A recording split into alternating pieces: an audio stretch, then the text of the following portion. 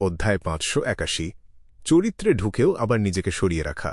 মাত্র একটাই black death বাকি জাহাজগুলো ররস্টেড আর্কিপেলাগোর বাইরে নোঙর করেছে, কারণ ধরা পড়ার ভয় আছে। এটা ভালো খবর। ক্লাইন চোখটা সরিয়ে নিল। নিজের উত্তেজনা বোঝাতে সে ইচ্ছা করে ঠোঁট কামড়াল। হেলেনের সাইড প্রোফাইলটা একবার দেখে নিয়ে মিথর একটা মশাল জ্বালাল। সে মশালটা দুলিয়ে ফ্ল্যাগশিপকে সংকেত পাঠাতে শুরু করল।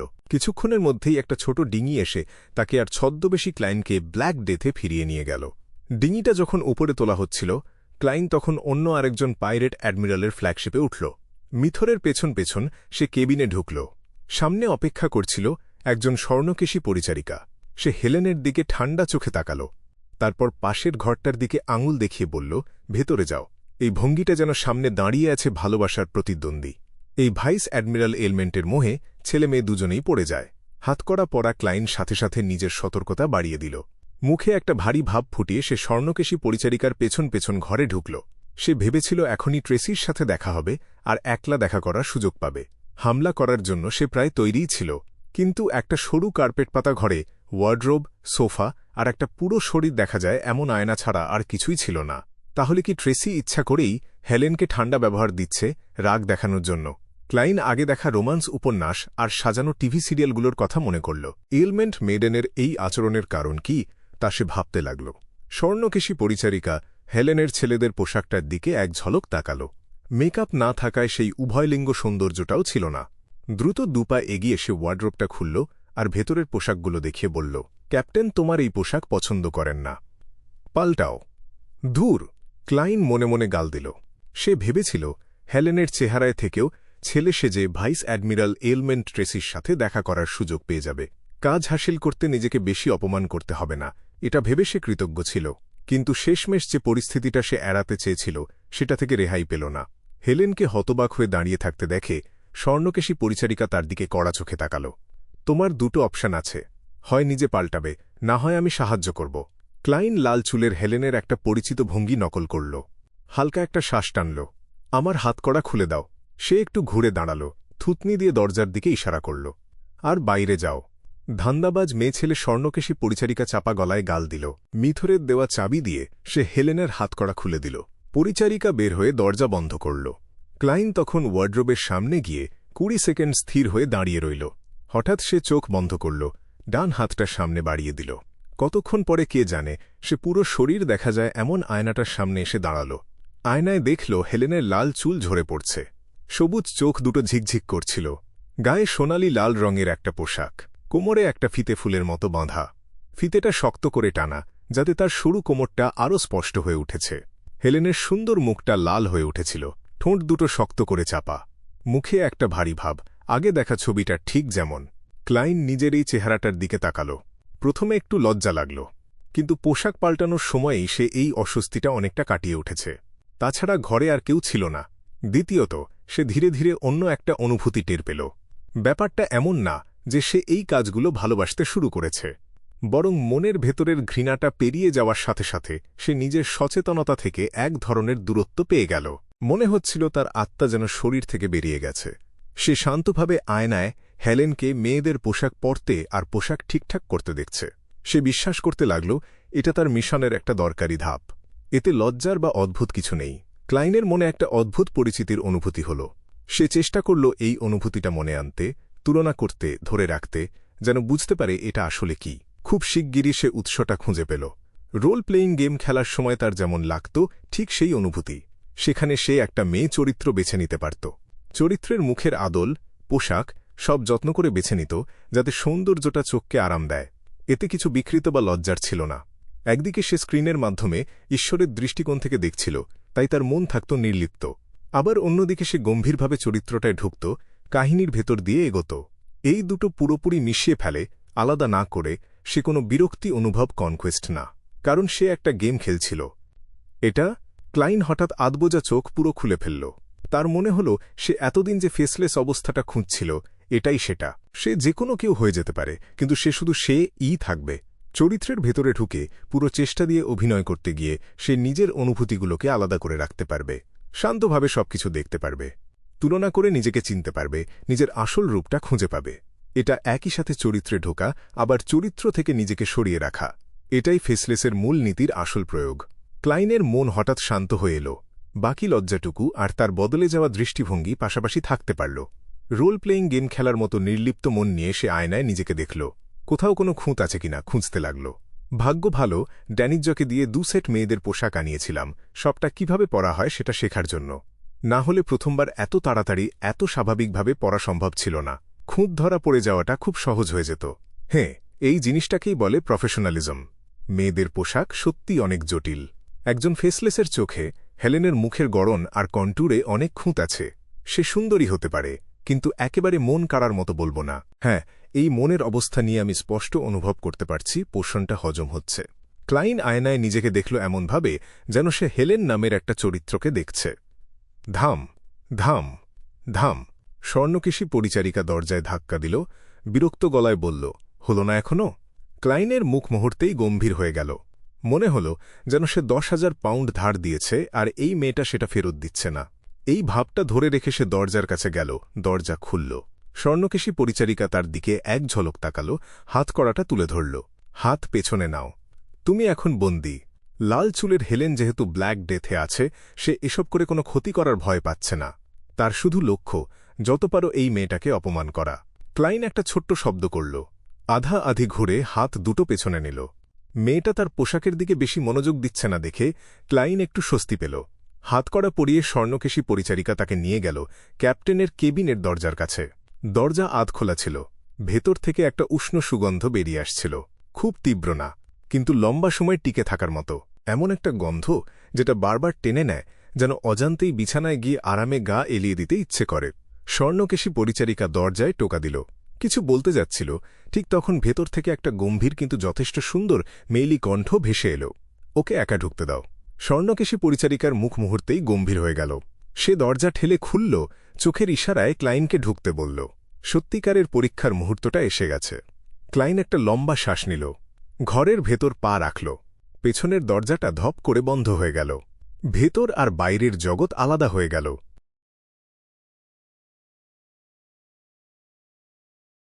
ক্লাইন পুরো কার্পেটের উপর দিয়ে হেঁটে গেল। সোনালি মোমদানির আলোয় সে দেখল একটা ডেস্কের পেছনে বেশ সুন্দরী একজন মেয়ে হেলান দিয়ে বসে আছে।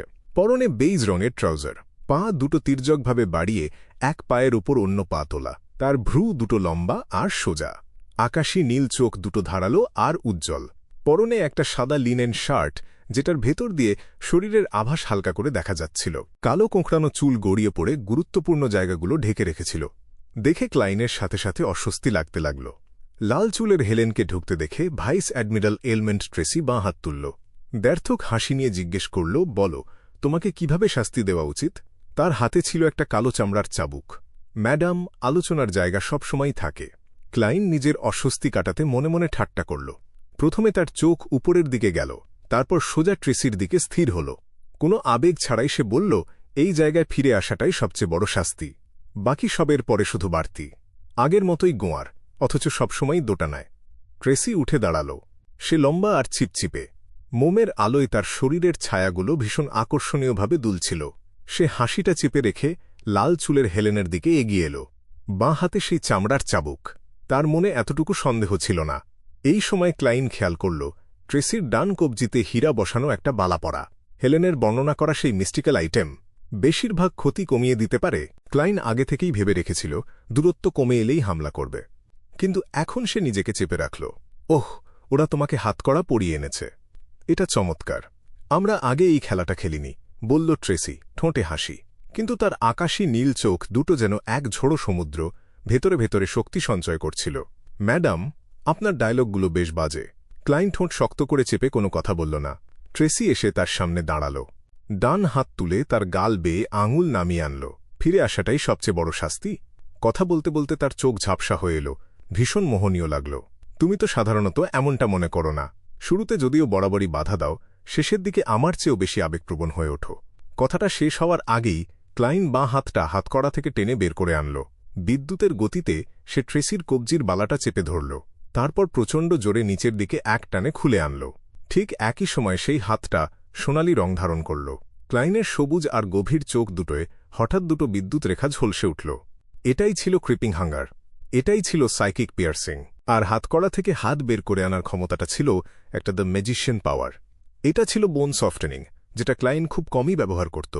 ভেতরে ঢোকার পর কি করবে তা নিয়ে সে অনেক আগে থেকেই পরিকল্পনা আর প্রস্তুতি নিয়ে রেখেছিল। লক্ষ্য ছিল ভাইস অ্যাডমিরাল এলমেন্ট ট্রেসির সাথে একলা থাকার সুযোগ খুঁজে বের করা, আর কোনো রকম দ্বিধা ছাড়াই তাকে গুপ্ত হত্যা করা। কেবল এভাবেই একজন পাইরেট অ্যাডমিরালকে হারানোর একটা সুযোগ পাওয়া যায়। কেবল এভাবেই তাকে গুরুতর আহত করে বন্দী করা সম্ভব। আর যদি বন্দী করাও সম্ভব না হয়, তাহলে তাকে মেরে ফেলতেও ক্লাইনের কোনো আপত্তি নেই। ধূসর কুয়াশার ওপর গিয়ে আত্মাদের ডেকে আনাটা সে এখন ভালোভাবে রপ্ত করে ফেলেছে। প্রয়োজনীয় তথ্য পাওয়া যাবে না, সেই ভয় তার নেই। মানব পাচারকারীর জন্য কোনো করুণা পাওনা না। এছাড়া নিজেকে যেন ফাঁদে না ফেলে, সেজন্য সে শুধু ক্রিপিং হাঙ্গারকেই সঙ্গে এনেছিল। এটা সবচেয়ে কঠিন, ধরা পড়া কঠিন, আর নিজেকে ছদ্মবেশে রাখতেও দক্ষ। বাকি সব মিস্টিক্যাল আইটেম ধূসর কুয়াশার ওপরের রহস্যময় জায়গায় রাখা। তাছাড়া সে এখন ব্ল্যাক ডেথে আছে, যেখানে বেশ কয়েকজন বিরোধী বিয়ন্ডার আছে। তাকে যুদ্ধটা যত দ্রুত সম্ভব শেষ করতে হবে। এটাও দরকার যাতে ট্রেসির অসুখ ক্ষমতার কবলে পড়ে না যায়। যত বেশিক্ষণ সে ট্রেসির সাথে লড়বে, তত বেশি ভয়ঙ্কর অসুখ তার শরীরে চেপে বসবে। সেই মুহূর্তে হীরা বসানো বালাটা ট্রেসির কবজি থেকে খুলে এলো। ক্লাইনের সবুজ চোখে বিদ্যুৎ ঝলসালো। সুন্দরী, মোহনীয় ভাইস অ্যাডমিরাল এলমেন্ট তখনও ঘোরের মধ্যে। সে শুধু সহজাত প্রতিক্রিয়ায় একটু সরে যাওয়ার চেষ্টা করল। সে বিশ্বাসই করতে পারছিল না হেলেন তার ওপর হামলা করবে, আর এটা মেনে নিতে পারল না যে হেলেনের এমন প্রতিক্রিয়া আর ক্ষমতা থাকতে পারে। অধ্যায় 582। উস্কানি। ট্রেসি দেখল হেলেনের সুন্দর পান্নার মতো সবুজ চোখে দুটো বিদ্যুতের ঝলকানি জ্বলে উঠল। চোখ ধাঁধানো রূপালী আলোয় ট্রেসির পুরো দৃষ্টি ভরে গেল। হেলেনের সুন্দর চিবুকটা হঠাৎ উপরের দিকে উঠে গেল, যেন সে একটা বিদীর্ণ চিৎকার করতে যাচ্ছে। কিন্তু সে ওখানেই জমে গেল। তারপর একটা মরিচিকার মতো ভেঙে পড়ল। ঘরের ভেতরে রাখা ফুল বডি আয়নাটা ফেটে গেল। দ্রুত ভেঙে চুরমার হয়ে মেঝেতে ছড়িয়ে পড়ল। ফুল বডি আয়নাটা যেখানে ছিল, সেই কোনায় ট্রেসির অবয়ব ফুটে উঠল। তার গায়ে সাদা শার্ট, বেইজ রঙের ট্রাউজার আর কালো চামড়ার বুট। দম নেওয়ার আগেই সে ভারী পায়ের শব্দ শুনতে পেল। দেখল লাল চুলো হেলেন রথের মতো ছুটে আসছে। তার পোশাকটা পেছনে উড়ছিল। হেলেনের বাঁ হাতে পড়া গ্লাভসটা ফ্যাকাশে আর গাঢ় সবুজ রঙের। ক্লাইন ইতিমধ্যে জম্বি অবস্থায় চলে গিয়েছিল। তার পেশিগুলো টানটান হয়ে উঠেছিল। তার শক্তি অনেক বেড়ে গিয়েছিল। সে মুঠি শক্ত করে ধরল। তারপর লোহার হাতুড়ির মতো সেটা ছুঁড়ে মারল ভাইস অ্যাডমিরাল এলমেন্ট ট্রেসির দিকে। তার হাতার কাপড় উড়ছিল। বাং বাং বাং। সে হেলেনের চেহারা ধরে রাখলেও তার নড়াচড়া ছিল হিংস্র জন্তুর মতো। সে ছিল ভয়ঙ্কর আর অপ্রতিরোধ্য। ক্লাইন যখন একের পর এক ঘুষি আর লাথি দিয়ে ট্রেসিকে আক্রমণ করছিল, ট্রেসি শুধু কোনোমতে নিজেকে বাঁচাচ্ছিল। অন্য বিয়ন্ডার শক্তি ব্যবহার করার সময় সে পাচ্ছিল না। যদি ডিমোনেস অফ অ্যাফ্লিকশনের সিকোয়েন্স নয় অ্যাসাসিন না হতো, যেটা তাকে অসাধারণ লড়াইয়ের দক্ষতা আর এড়িয়ে যাওয়ার ক্ষমতা দিত, তাহলে এই আক্রমণে সে গুরুতর আহত হয়ে যেত। বাং বাং বাং। ক্লাইনের মুঠি থেকে সাদা, হিমশীতল বাতাস বের হচ্ছিল। প্রতিবার আঘাত লাগার সাথে সাথে ট্রেসি কেঁপে উঠছিল। ধীরে ধীরে তার শরীরের উপর বরফ জমতে শুরু করল। এটাই হল জম্বির বরফ শক্তির উপর দখল। ট্রেসি দেখল তার রক্ত ধীরে ধীরে শক্ত হয়ে যাচ্ছে। সে আর দেরি করল না। আঘাতটা সরাসরি নিয়ে নিল। তার ঠোঁট ফ্যাকাশে হয়ে গেল। মুখ একটু খুলল। একটা নিঃশব্দ চিৎকার বের হল। সেই চিৎকারের সাথে তার শরীর থেকে একটা নীল ছায়ামূর্তির মতো বলয় বের হয়ে এলো। বলয়টা যেখান দিয়ে গেল, সেখানে স্তরের পর স্তর বরফ জমা হয়ে গেল। মাত্র 1-2 সেকেন্ডের মধ্যে দুজনেই একটা বরফের জগতে আটকা পড়ল। তাদের চারপাশে পুরু আর স্বচ্ছ বরফ। বাইরের দিকে হালকা তুষারের আস্তরণ। দুজনকে একে অপরের খুব কাছাকাছি দেখাচ্ছিল। কিন্তু লড়াই করতে হলে অনেক বাধা ভেঙে এগোতে হবে। ট্রেসির সাহসী, উজ্জ্বল মুখে একটা হাসি ফুটে উঠল। তার শরীরের ভেতরে একটা নিঃশব্দ কালো আগুন জ্বলে উঠল। আগুনটা চারপাশের বরফ দ্রুত গলিয়ে দিতে লাগল। এলমেন্ট মেডেন পাল্টা আক্রমণ শুরু করল। সুবিধা এখন তার হাতে। ঠিক সেই মুহূর্তে সে দেখল হেলেন, যে সাধারণত দুর্বল আর দ্বিধাগ্রস্ত থাকে, কোনো অভিব্যক্তি ছাড়াই আঙুল মটকাল। ট্রেসি খেয়াল করেনি এমন একটা দেশলাইয়ের কাঠি জ্বলে উঠল। লাল রঙের শিখা লাফিয়ে উঠল। মুহূর্তে সেই আগুন লাল চুলো অবয়বটার পোশাক ঢেকে ফেলল। ট্রেসির চোখের তারা সংকুচিত হয়ে গেল। তার আত্মিক সজ্ঞা তাকে এক ভয়ঙ্কর অশুভ আভাস দিল।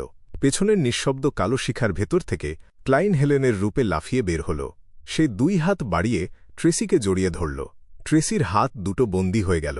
একই সাথে সে মুখ খুলল আর চিৎকার করল। বাং! একটা অদৃশ্য এয়ার বুলেট ছুটে গেল। তার শক্তি একটা রিভলভারকেও ছাড়িয়ে গেল। এটা ছিল একদম নতুন মডেলের রাইফেলের সমতুল্য। বুলেটটা শূন্যের মধ্য দিয়ে গিয়ে ঠিক ট্রেসির মাথার পেছনে আঘাত করল। অফ! বুলেটটা তার মাথার খুলি ভেদ করে গেল, কিন্তু ভাইস অ্যাডমিরাল এলমেন্টের অবয়বটা হঠাৎ ছোট হয়ে গেল, একটা ভাঙা কালো লাঠিতে পরিণত হল। ট্রেসি দ্রুত তার তীর্যকভাবে অন্য জায়গায় আবির্ভূত হল। তার শার্টের বোতামগুলো খুলে পড়ল। ফর্সা ত্বকের একটা মোহনীয় দৃশ্য বের হয়ে এল। কিন্তু ক্লাইনের মনোযোগ ওদিকে গেল না। তার চোখে পড়ল ট্রেসির হাতের তালুর রক্ত। ক্লাইন যখন ট্রেসিকে চেপে ধরেছিল, ট্রেসি পেছনে নখ চালিয়েছিল, একটা কাপড়ের টুকরো ছিঁড়েছিল, আর তার উরুতে আঘাত করেছিল। এই মুহূর্তে ট্রেসি দ্রুত দুবার মুখ খুলল আর বন্ধ করল।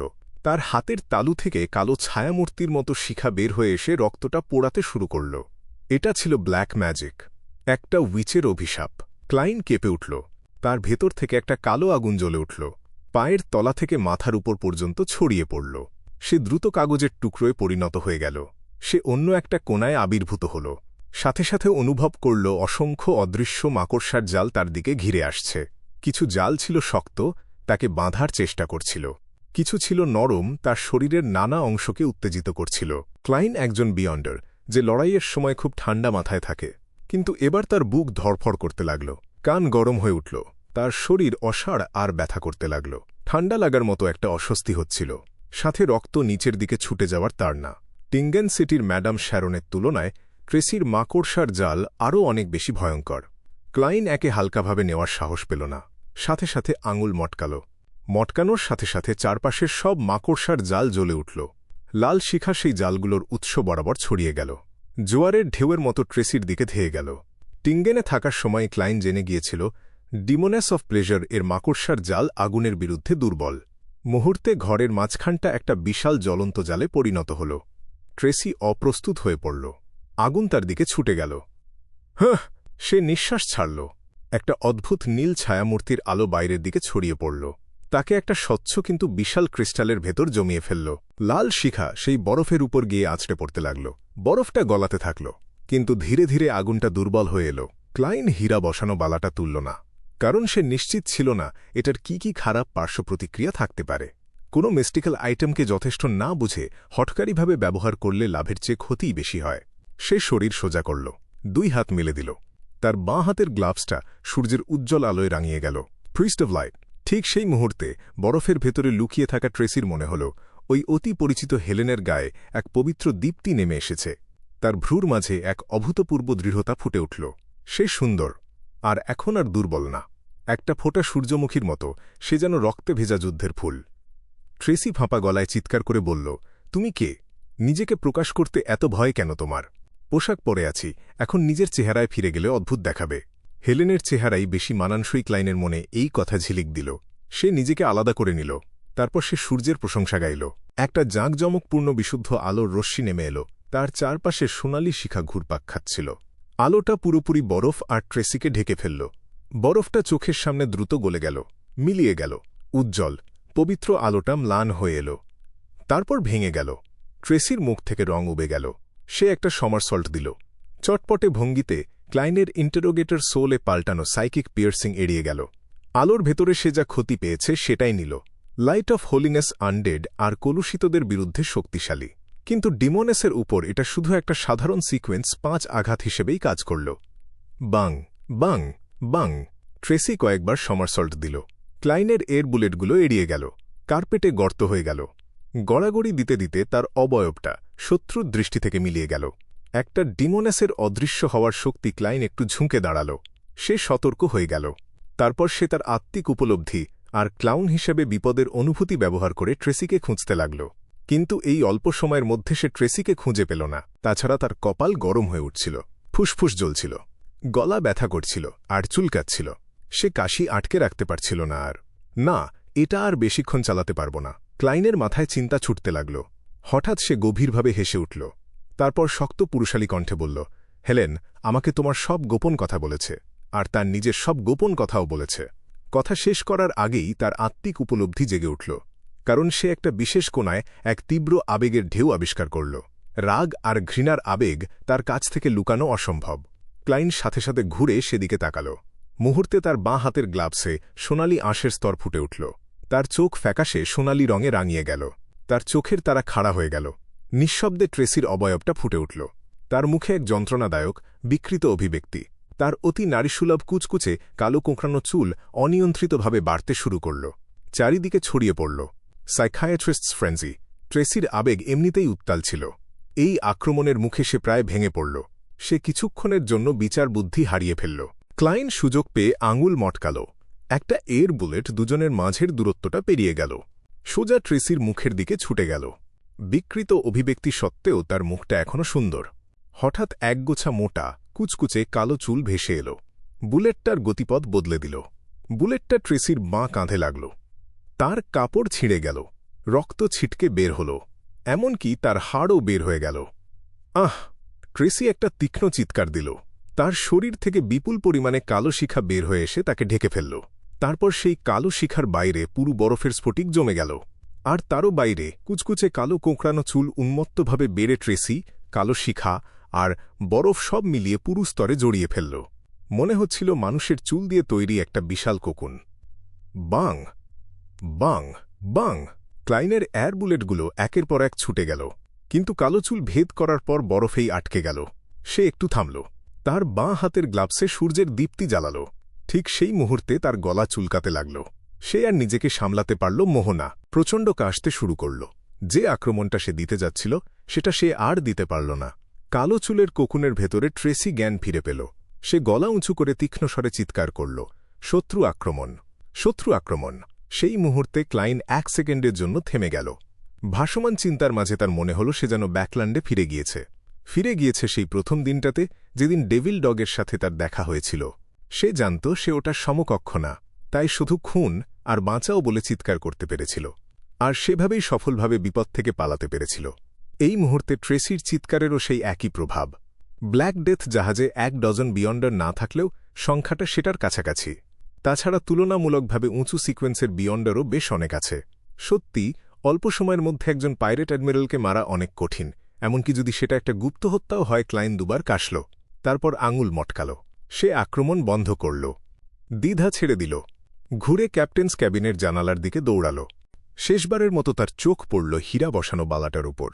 কিন্তু এটা তোলার সাহস সে পেল না। প্রথমত, সে ভয় পেয়েছিল ভয়ঙ্কর পার্শ্ব প্রতিক্রিয়া তার পালানোয় বাধা দিতে পারে।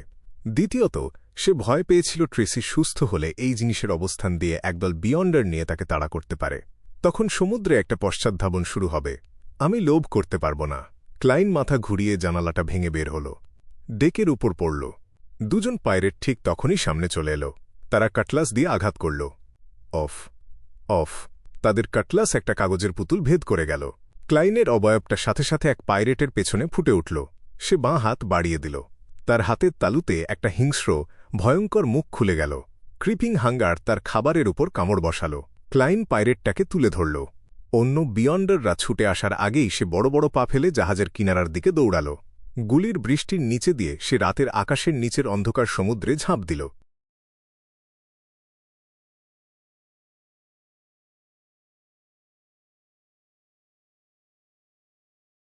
অধ্যায় 583, কন্টিনজেন্সি প্ল্যান। বরফ ঠান্ডা পানি মুহূর্তেই ক্লাইনকে গিলে ফেলল। তার সোনালি লাল পোশাকটা ভিজে গেল। পাথরের মতো সে নিচের দিকে ডুবতে লাগল।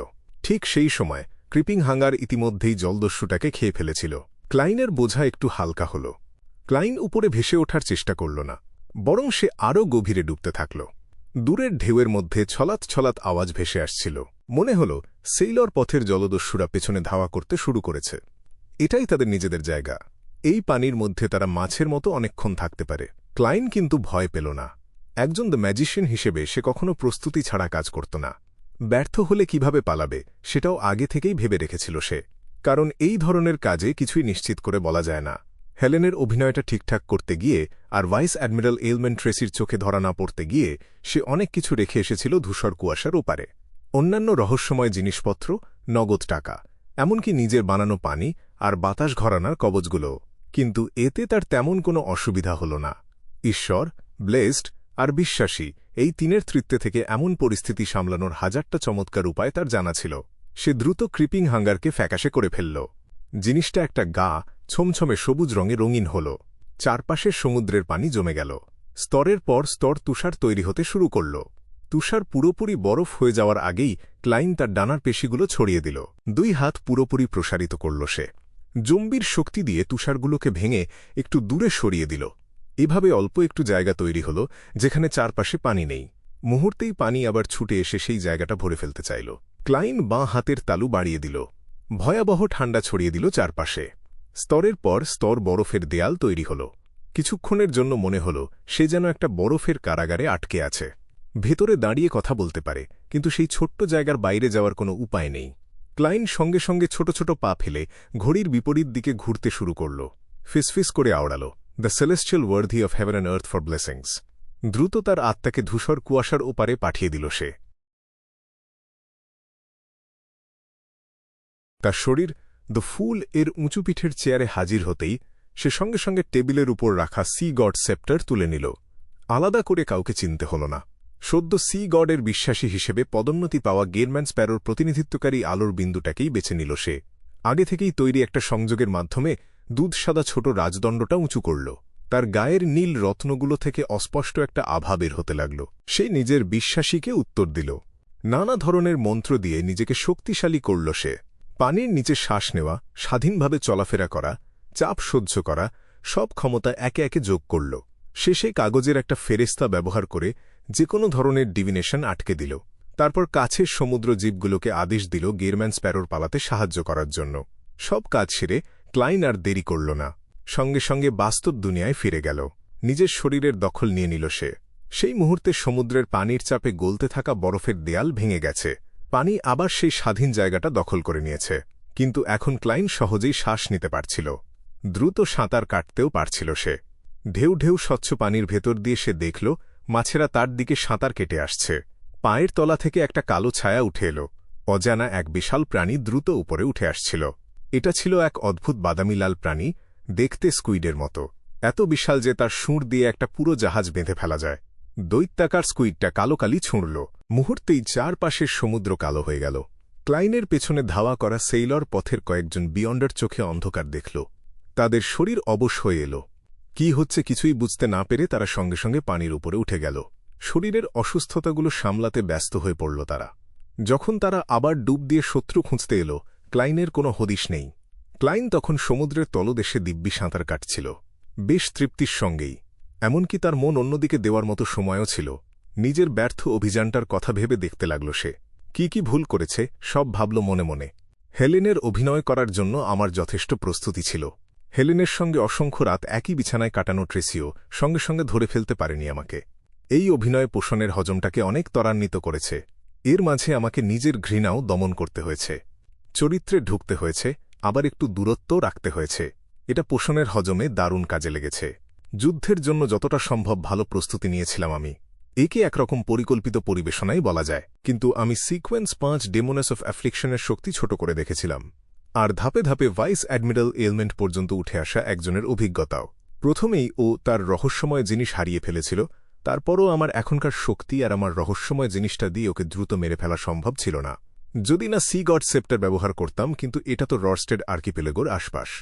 আজকের লড়াই থেকে স্পষ্ট বোঝা গেল আমার শক্তিশালী আক্রমণাত্মক ক্ষমতাসম্পন্ন একটা রহস্যময় জিনিসের অভাব আছে। ব্যর্থ মিশনের বাস্তবতার মুখোমুখি হয়ে ক্লাইন অবশ্যই কিছুটা হতাশ হল, কিন্তু সে ভেঙে পড়ল না। কারণ এটাই এই কাহিনীর শেষ না। সে ঠিক করল মিস্টার আইজ্যাককে চিঠি লিখবে।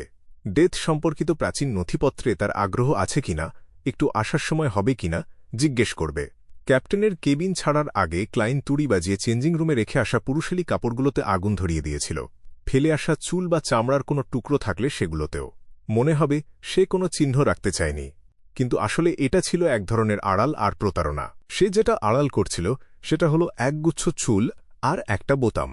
কেবিনে ঢোকার পর সে কাউকে না দেখিয়ে সেগুলো একটা নির্দিষ্ট ঘরে চুপি চুপি ফেলে রেখে এসেছে। নিজের সব চিহ্ন মুছে ফেলায় ভাইস অ্যাডমিরাল এলমেন্ট ট্রেসি ভুল করে ভাববে আততায়ী দূরবর্তী অভিশাপের ভয়ে নিজেকে উন্মুক্ত করতে চায়নি। ফলে গুরুত্ব দিয়ে জলদস্যুদের দিয়ে কোনো জিনিস পড়ে আছে কিনা সেটা খোঁজানো ট্রেসির পক্ষে কঠিন হয়ে যাবে। ওই চুল আর বোতামের মাধ্যমে ক্লাইন একটা নির্দিষ্ট সময় পর্যন্ত ব্ল্যাক ডেথের অবস্থান ডিভিনেশন করে বের করতে পারবে। এভাবে মিস্টার আইজ্যাক যদি রাজি হন, তাহলে সে তাকে ভাইস অ্যাডমিরাল এলমেন্ট ট্রেসির কাছে নিয়ে যেতে পারবে। হায়, আমি ভেবেছিলাম মিস্টার আইজ্যাকের সাহায্য আমার লাগবে না। ভেবেছিলাম একা একাই কাজটা সেরে ফেলতে পারব। শেষমেশ একটুর জন্য পারলাম না। ক্লাইন একটা দীর্ঘশ্বাস ফেলল। তার আত্মসম্মানে একটু আঘাত লাগল। মিস্টার আইজেকের সাহায্য প্রথমে না নেওয়ার এটা ছিল একটা কারণ। আর একটা কারণ ছিল ট্রেসির কাছে ডেথ সম্পর্কিত প্রাচীন নথিপত্র সত্যিই আছে কিনা সে নিশ্চিত হতে পারছিল না। সত্যিই যদি না থাকত তাহলে মিস্টার আইজেককে বৃথা একটা ট্রিপ করানো বেশ অস্বস্তিকর হতো। তাছাড়া তার ভয় ছিল মিস্টার আইজেকের সাহায্য নিয়েও ব্ল্যাক ডেথ আর ট্রেসিকে খুঁজে বের করতে তাকে হেলেনের অভিনয় করতে হতে পারে। হেলেনের জামাকাপড় পরে নিজেকে টোপ হিসেবে ব্যবহার করতে হতে পারে। পরিচিত একজনের সামনে এই কাজ করাটা বড্ড লজ্জাজনক হতো। আসলে যদি গোয়েন্দাগিরি না, শুধু ভাইস অ্যাডমিরাল এইলম্যান ট্রেসিকে শেষ করাটাই লক্ষ্য হতো, তাহলে কাজটা অনেক সহজ হতো। বায়ামের সাঁতরে ফিরে গিয়ে ধূসর কুয়াশার ওপারে চলে যেতাম। ওদের অবস্থান নির্ণয় করে সিগড সেপ্টার দিয়ে একটা ঝড় তুলতাম। এটা বলছি না যে বিশাল এলাকাজোড়া বিস্ফোরণে ট্রেসি ঘটনাস্থলেই মারা যেত, কিন্তু এটা সি কিং জন কটম্যানের নজর কাড়ত। সেই সময় ব্ল্যাক ডেথের অবস্থান চার্চ অব স্টর্মসের সামনে উন্মোচিত হয়ে যেত। সি কিং খুশি মনে এলমেন্ট মেডেনকে শেষ করে দিত। ক্লাইন আত্মপরিহাসে মাথা নাড়ল। সিয়েরের আধ্যাত্মিক অন্তর্দৃষ্টি তাকে পথ দেখাচ্ছিল। সে দ্রুত তীরের দিকে সাঁতার কাটতে লাগল।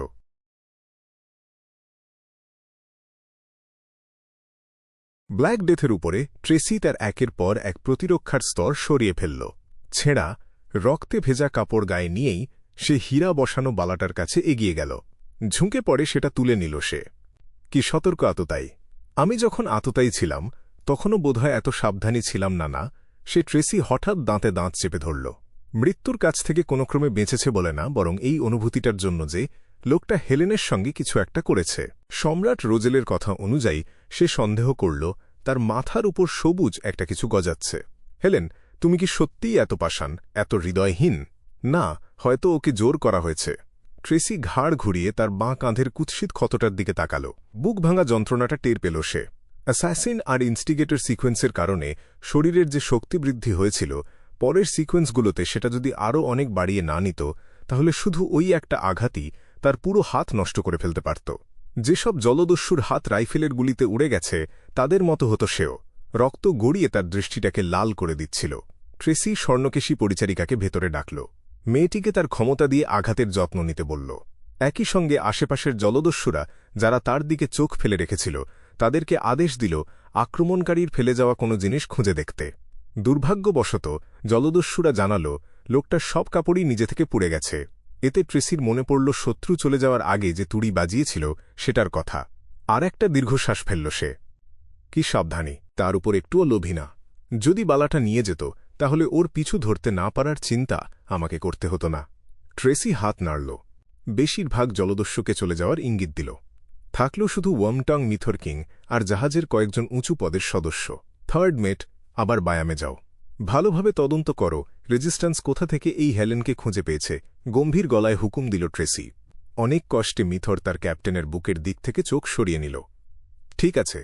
ট্রেসি একটু ভাবল, যোগ করল, এই কথাটা ছড়িয়ে দাও। বলো, আমি গুরুতরভাবে আহত, এত তাড়াতাড়ি সুস্থ হব না। আর ফার্স্ট মেট, এখনই জাহাজ ছাড়ো, এখানে আর এক মুহূর্তও না। ট্রেসি আদেশ দিতে দিতে চারপাশে নীরবতা ফিরে এলো। কেবল এই সময়েই সে ভাবার সুযোগ পেল আক্রমণকারী কোন দলের, কেন তাকে আক্রমণ করল, তার উদ্দেশ্য কি। দুর্ভাগ্যবশত যত ভাবল ট্রেসি ততই গুলিয়ে গেল তার মাথা। সত্যিটা কি কোনো ধারণাই করতে পারল না সে।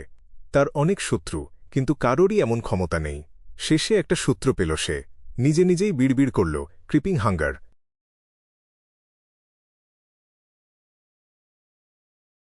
মাঝরাত ব্লু মাউন্টেন আইল্যান্ডের একটা ব্যক্তিগত বন্দরে ভাটা জোয়ারের ঢেউয়ের পাশে দাঁড়িয়েছিল এক নারী। সে আর কেউ না, ক্লাইন। তখনও হেলেনের ছদ্মবেশে। সে পানির নিচে দিয়ে ঘুরে দ্রুত তীরে এসে উঠেছিল। কাছাকাছি এক জেলের বাড়িতে চুপি চুপি ঢুকেছে। কয়েকটা ছেঁড়া কাপড় বের করে পরে নিয়েছে। তারপর আবার গেরম্যান স্প্যারো হয়ে গেছে। দামি পোশাকটা ক্ষতিপূরণ হিসেবে ফেলে রেখে এলো সে। দিন ওঠার আগেই ক্লাইন দ্রুত বন্দর ছেড়ে সিটি অব জেনারসিটি বায়ামে ফিরে এলো। ড্যানিটসের সঙ্গে দেখা করার তাড়া ছিল না তার, বরং একটা যে কোনো মোটেলে গিয়ে উঠল। একটা রিচুয়াল করল সে। আইজেকের তামার বাঁশি, অন্যান্য রহস্যময় জিনিসপত্র আর নগদ টাকা ধূসর কুয়াশার ওপার থেকে বাস্তব দুনিয়ায় ফিরিয়ে আনল। ব্ল্যাক ডেথের অবস্থান ডিভিনেশন করে বের করতে পারছে নিশ্চিত হওয়ার পর সে তামার বাঁশিটায় ফুঁ দিল।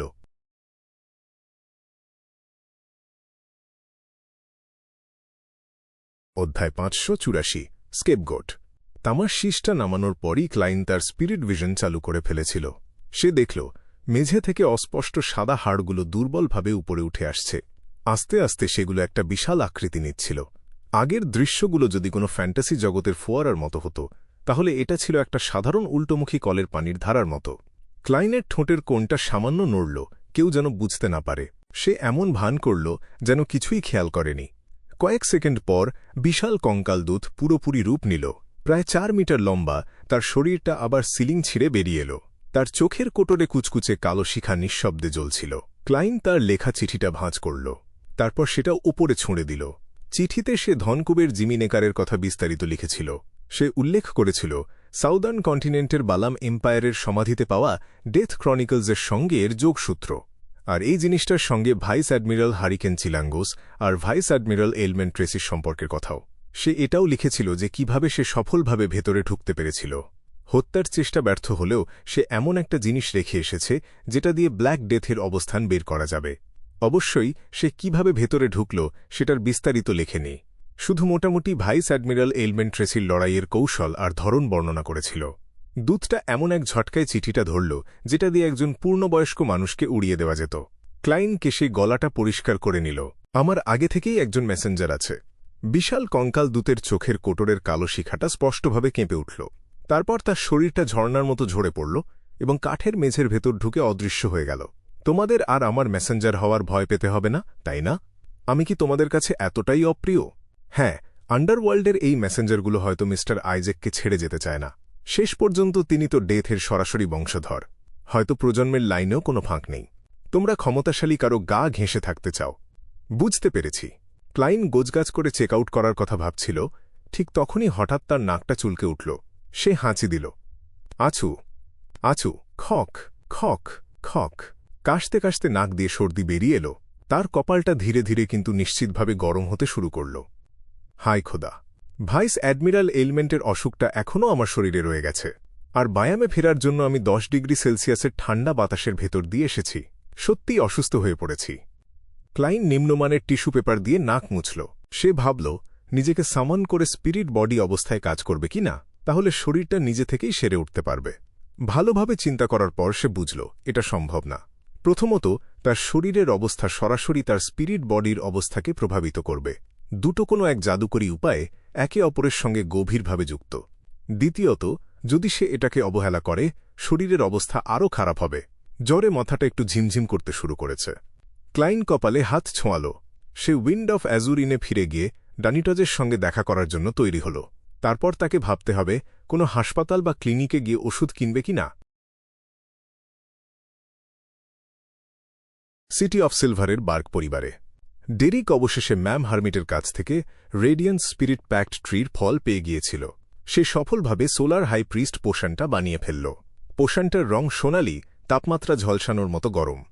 ডেরিক যখন সেটা পান করল, তার গলায় জ্বালা অনুভব করল। হঠাৎ তার চোখ দুটো ঝলমল করে উঠল। মনে হল চোখের ভেতর দুটো ছোট ছোট সূর্য লুকিয়ে আছে। তার শরীর থেকে বিশুদ্ধ আলোর গোল গোল ঢেউ বেরিয়ে আসতে লাগল। তার খোলা চামড়ায় কালো কালো নকশা ফুটে উঠল, খালি চোখে দেখা যাচ্ছিল। একই সঙ্গে তার শরীরের লোমগুলো লম্বা হয়ে যাচ্ছিল। মনে হচ্ছিল সেগুলো পালকে রূপ নিচ্ছে, আর তাদের গায়ে সোনালি শিখা ঘুরপাক খাচ্ছে। ডেরিক জানত সিকোয়েন্স 7-এর পোষণ পান করলে এরকম পরিবর্তন হবে। সে আতঙ্কিত হল না, ঘাবড়ালও না। সে দাঁত চেপে ধরল। বারবার মনে করল নিজের হাতে মা বাবাকে মেরে ফেলার সেই যন্ত্রণার কথা। মিস্টার ফুলের সঙ্গে দেখা হওয়ার পর হৃদয়ের গভীর থেকে যে আশাটা জেগেছিল সেটাও মনে করল। নিয়ন্ত্রণ হারানোর একদম শেষ সীমায় গিয়েও সে নিজেকে সামলে নিল। কিছুক্ষণ পর তার শরীরের সব অস্বাভাবিকতা স্বাভাবিক অবস্থায় ফিরে এল, কিন্তু তার শ্বাসের সঙ্গে সূর্যের উষ্ণতা মিশে যাচ্ছিল।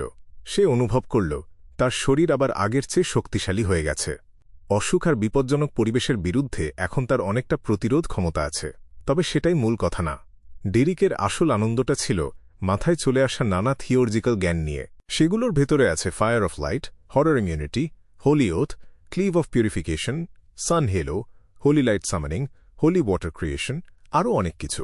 ডেরিক আনন্দে ঘরের ভেতর পায়চারি করতে লাগল। তার মনে হচ্ছিল এই থিওলজিক্যাল স্পেলগুলো অন্ধকারে লুকিয়ে থাকা দুষ্ট দানবদের মোকাবিলা করার জন্য একদম তার উপযুক্ত। সে খবরটা চেপে রাখল না। সঙ্গে সঙ্গে টুইন টাওয়ার্সে ছুটে গেল। সেখানে গিয়ে তার অ্যাডভান্সমেন্টের তথ্য নথিভুক্ত করাল। এভাবে প্রাথমিক যাচাইয়ের পর সে একটা ছোট প্যাট্রোলিং টিমের ক্যাপ্টেন হওয়ার যোগ্যতা পাবে। সে সিটি অফ সিলভারের আরও বেশি তথ্যের সঙ্গে পরিচিত হতে পারবে। এর ভেতরে আছে সেই পদ্ধতিটাও যেটা দিয়ে কোনো বিয়ন্ডর ক্যারেক্টারিস্টিকের মেন্টাল কারাপশন সরানো যায়, যেটা মিস্টার ওয়ার্ল্ড চান। রেজিস্ট্রেশন ক্লার্কের নানা প্রশ্নের উত্তর দিতে দিতে ডেরিকের সেই কথাটা মনে পড়ল, যে প্রতিশ্রুতিটা সে এতদিনেও পূরণ করতে পারেনি। কারো কাছে কোনো কিছুর জন্য ঋণী থাকা তাকে সবসময় অস্বস্তিতে রাখে, আর এখন অবশেষে সে এমন একটা আলো দেখতে পাচ্ছে যেটা তার মনের শান্তি ফিরিয়ে দিতে পারে। আমিরাসলিফ বারি। ওমটাং মিথর কিং হাতে একটা রেড ওয়াইনের গ্লাস নিয়ে বসেছিল। তার সামনে বসে আছেন বয়স্ক স্ট্রংম্যান ওজিল। মিথর ডান পাটা বাঁ পায়ের ওপর তুলে আয়েশ করে জিজ্ঞেস করল, কোনো নির্দিষ্ট কিছু বের করতে পারলে? তার captain vice admiral element Tracy তাকে নির্দেশ দিয়েছিল বায়ামে ফিরে এসে নকল হেলেনের ব্যাপারটা তদন্ত করতে। এজন্য সে ওজিলকে খুঁজে বের করেছিল, যিনি মূলত এই মিশনটা দিয়েছিলেন। সে সরাসরি রেজিস্ট্যান্সের কাছে যেতে পারত না, কারণ এমন একটা সম্ভাবনা ছিল তারা নকল হেলেনের সঙ্গে হাত মিলিয়ে কাজ করছে। সরাসরি তাদের জিজ্ঞাসা করা মানে নিজের মাথাটা গভর্নর জেনারেলের অফিসে নিয়ে গিয়ে বাউন্টি রিওয়ার্ডের বিনিময়ে দিয়ে আসার মতো। ওজিল একটা চেয়ার টেনে বসল। তারা কিছু লুকায়নি, তবে তারা সত্যি বলছে কিনা সেটা আমি নিশ্চিত হতে পারলাম না। তুমি তো জানোই, ঘিলুর চেয়ে আমি ঘুষি বেশি পছন্দ করি। তারা বলল হেলেনকে নিয়ে এসেছিল ব্লেজিং ডানিটস। সে ভাইস অ্যাডমিরাল আইসবার্গের প্রতিনিধি হিসেবে এসেছিল। সে রেজিস্ট্যান্সের সঙ্গে সহযোগিতামূলক সম্পর্ক গড়ে তুলতে চেয়েছিল। তারা কিছু সাহায্য দিতে চেয়েছিল, আর হেলেন ছিল সদিচ্ছার প্রকাশ। ব্লেজিং ডানিটস, ভাইস অ্যাডমিরাল আইসবার্গ। মিথর নাম দুটো বিড়বিড় করে আওড়াতে লাগল। তার মুখের ভাব ধীরে ধীরে গম্ভীর হয়ে এলো। সে চেয়ারে হেলান দিল, ভ্রু কুঁচকে গেল একটু একটু করে। সে একসময় ভাইস অ্যাডমিরাল হারিকেনের অন্যতম ক্যাপ্টেন ছিল। এখন সে ভাইস অ্যাডমিরাল এলমেন্টের ফ্ল্যাগশিপের তৃতীয় মেট। অন্য পাইরেট অ্যাডমিরালদের ব্যাপারে সে কিছু কম জানত না। সে জানত ভাইস অ্যাডমিরাল আইসবার্গ অসম্ভব শক্তিশালী এবং তার সংগ্রহ অনেক সমৃদ্ধ। মাত্র একটা জাহাজ আর কয়েকজন অধীনস্থ নিয়েও সে বাকি পাইরেট অ্যাডমিরালদের সঙ্গে টক্কর দিতে পারত। শক্তির দিক থেকে সে মিথরের 2 বসের চেয়েও একটু বেশি শক্তিশালী। আরও গুরুত্বপূর্ণ ব্যাপার, ভাইস অ্যাডমিরাল আইসবার্গ পাইরেটদের ভেতরের কোন্দলে খুব একটা জড়াত না। সে তথ্য খুঁজত, অজানার সন্ধান করত, ধনরত্নের খোঁজ করত। জলদস্যুর চেয়ে তাকে বরং অ্যাডভেঞ্চারার বলাই ভালো। তাহলে সে হঠাৎ ক্যাপ্টেনকে মারতে চাইবে কেন? এটা তার স্বভাবের সঙ্গে যায় না। সে তো অ্যাডমিরাল অফ ব্লাডের রটনার কারণে আগে একবার ধাক্কা খেয়েছিল। তার তো এখন তার ওপর প্রতিশোধ নিতে মনোযোগ দেওয়ার কথা। মিথর রেড ওয়াইনে একটা চুমুক দিল, অন্য হাত দিয়ে কপাল ঘষতে লাগল। আপাতত সে ভাইস অ্যাডমিরাল আইসবার্গের কথা ভাবা বন্ধ করল। মন দিল ব্লেজিং ডানিটজের ওপর। সে যত মনোযোগ দিয়ে স্মৃতি ঘাঁটতে লাগল, ততই তার চোখের মনি সংকুচিত হয়ে গেল। সে আবিষ্কার করল গোল্ডেন ড্রিমের সেই চেনা চতুর্থ বোটসওয়েনের সাম্প্রতিক কর্মকাণ্ডে কিছু একটা গণ্ডগোল আছে। সে ফাঁদ পেতে স্টিল মাভেতি, ব্লাড ব্র্যাম্বলস হেনরি আর কাম স্কোয়ালকে মেরেছে। তার বাউন্টি বেড়ে দাঁড়িয়েছিল 4200 পাউন্ড। আর অল্প কিছুদিনের ভেতরে সে আবার কোনো ঘটনায় জড়িয়ে পড়েছে। বাউন্টি আবার বেড়ে এখন 5500 পাউন্ড। এটা তো আমার বাউন্টিকেও ছাড়িয়ে গেছে। মিথর চুপচাপ ভাবল। ব্লেজিং ডানিটজের চেহারাটা তার চোখের সামনে ভেসে উঠল। লোকটাকে এখন তার রহস্যময় আর ভয়ঙ্কর মনে হচ্ছিল। সে কি অ্যাডভান্স করেছে, নাকি কোনো কিছুর কারণে দারুণ কোনো লাভ পেয়েছে? মিথর সামনের দিকে ঝুঁকে গ্লাসটা টেবিলে রাখল। সে গম্ভীর গলায় ফিসফিস করে বলল, আমি প্রথমে তার বাউন্টি বাড়ার ব্যাপারটাকে স্রেফ একটা মজা হিসেবেই দেখেছিলাম, কিন্তু বাস্তবতা আমাকে বুঝিয়ে দিয়েছে ব্লেজিং ডানিটজ আসলেই 5500 পাউন্ড বাউন্টির যোগ্য একজন বড় মাপের পাইরেট। মিথর চোখ তুলে স্ট্রংম্যান ওজিলের দিকে তাকাল। বলল, ব্লেজিংয়ের ব্যাপারে আমাকে আরও খবর জোগাড় করে দাও। সাম্প্রতিক খবর। উইন্ড অফ অ্যাজোর ইনের বিলাসবহুল সুইটে ডানিটজ যখন দরজা খুলে গেরম্যান স্প্যারোকে দেখল, সে চারপাশে একবার সাবধানী চোখ বুলাল, তারপর জায়গা ছেড়ে দিল। দরজা বন্ধ করার পর সে উত্তেজনা আর কৌতূহল মিশিয়ে জিজ্ঞেস করল, কেমন হল? শিকার সফল? ভাইস অ্যাডমিরাল এইলমেন্ট একজন বিখ্যাত সুন্দরী। যখন আমি তাকে দেখেছিলাম সে আমার কল্পনার চেয়েও সুন্দর ছিল। সে এভাবেই মরে গেলে আফসোস হবে। তার বরং প্যারোলবিহীন জেল হওয়া উচিত। পুই, সে ক্যাপ্টেনের চেয়ে কিভাবে বেশি সুন্দর হতে পারে? ওর মতো চেহারার মেয়ে রেড থিয়েটারে অনেক আছে। ডানিটজের মাথায় একসঙ্গে এসব পরস্পর বিরোধী চিন্তা ঘুরছিল। ক্লাইন মুঠো শক্ত করে মুখের কাছে নিল, জোরে জোরে কাশল। শান্ত হওয়ার পর সে ঠান্ডা গলায় উত্তর দিল, প্রায়। কি আফসোসের ব্যাপার। ডানিটজ একটা দীর্ঘশ্বাস ফেলল, কিন্তু মনের গভীরে সে ভাবছিল, এই পাগল গেরম্যান স্প্যারো সত্যিই অসম্ভব শক্তিশালী। সে ব্ল্যাক ডেথে ঢুকে ভাইস অ্যাডমিরাল এইলমেন্টকে মারতে গিয়েছিল। সফল হতে সামান্যই কম পড়েছে। ব্যর্থ হলেও সে প্রায় কোনো আঘাত ছাড়াই ফিরে এসেছে। একটা কথা মনে রাখতে হবে, 5 সিজে 4 কিংসের পরেই প্রতিটা পাইরেট অ্যাডমিরাল সবচেয়ে বিখ্যাত, শুধু নিজের শক্তির জন্য না। তারা পুরো একটা ক্রু, একটা ভয়ঙ্কর শক্তিকে প্রতিনিধিত্ব করে। তাদের অধীনে অনেক বিয়ন্ডার থাকে। ব্যর্থ হত্যাচেষ্টার পরেও ব্ল্যাক ডেথ থেকে পালাতে পারা মানে গিরম্যান স্প্যারো কোনো পাইরেট অ্যাডমিরালের চেয়ে কোনো অংশে কম না। ক্রিপিং হাঙ্গার কি সত্যিই এতটা শক্তিশালী? না, আমি যদি ওর জায়গায় ক্রিপিং হাঙ্গার নিয়ে যেতাম এতদূর কখনোই যেতে পারতাম না। ডানিটজ আরও বেশি নিশ্চিত হল। গিরম্যান স্প্যারোর সঙ্গে প্রথম দেখায় তার বাধা না দেওয়ার সিদ্ধান্তটা ছিল অত্যন্ত বুদ্ধিমানের কাজ। ক্লাইন আরও দুবার কাশল। সে ডানিটজকে বলতে যাচ্ছিল হাসপাতাল থেকে কিছু ওষুধ কিনে আনতে।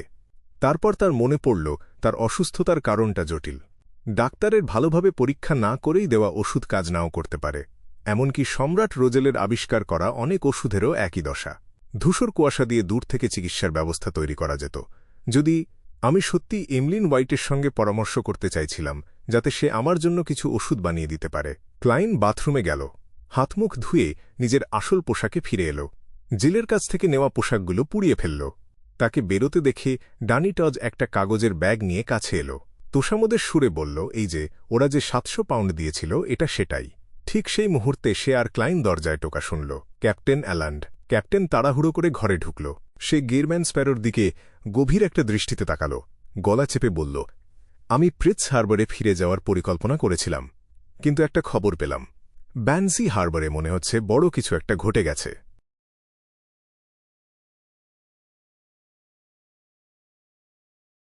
চার্চ অফ স্টর্মস অবশেষে ব্যানসি হারবারে অ্যাকশন নিয়েছে। ক্লাইন মুঠো শক্ত করে মুখের কাছে নিল। তারপর কাশল। কোনো দ্বিধা ছাড়াই শান্তভাবে জিজ্ঞেস করল, কি হয়েছে? অ্যালান্ড গিহরম্যান স্প্যারোর মধ্যে কোনো অস্বাভাবিক প্রতিক্রিয়া দেখল না। সে চোখ সরিয়ে আশেপাশে তাকাল। ঠিক কি হয়েছে আমি জানি না, শুধু এটুকু জানি যে চার্চ অফ স্টর্মসের উপরের মহল এর সাথে জড়িত থাকতে পারে। আর তার আগে কিছুদিন ধরে ব্যানসি হারবারে যাওয়ার সব রুট বাতিল করা হয়েছিল। হয়তো এটাই ছিল একটা ওমেন। চার্চ অফ স্টর্মসের উপরের মহল জড়িত? না, এটা ওদের সবচেয়ে এলিট ফোর্স হওয়া উচিত।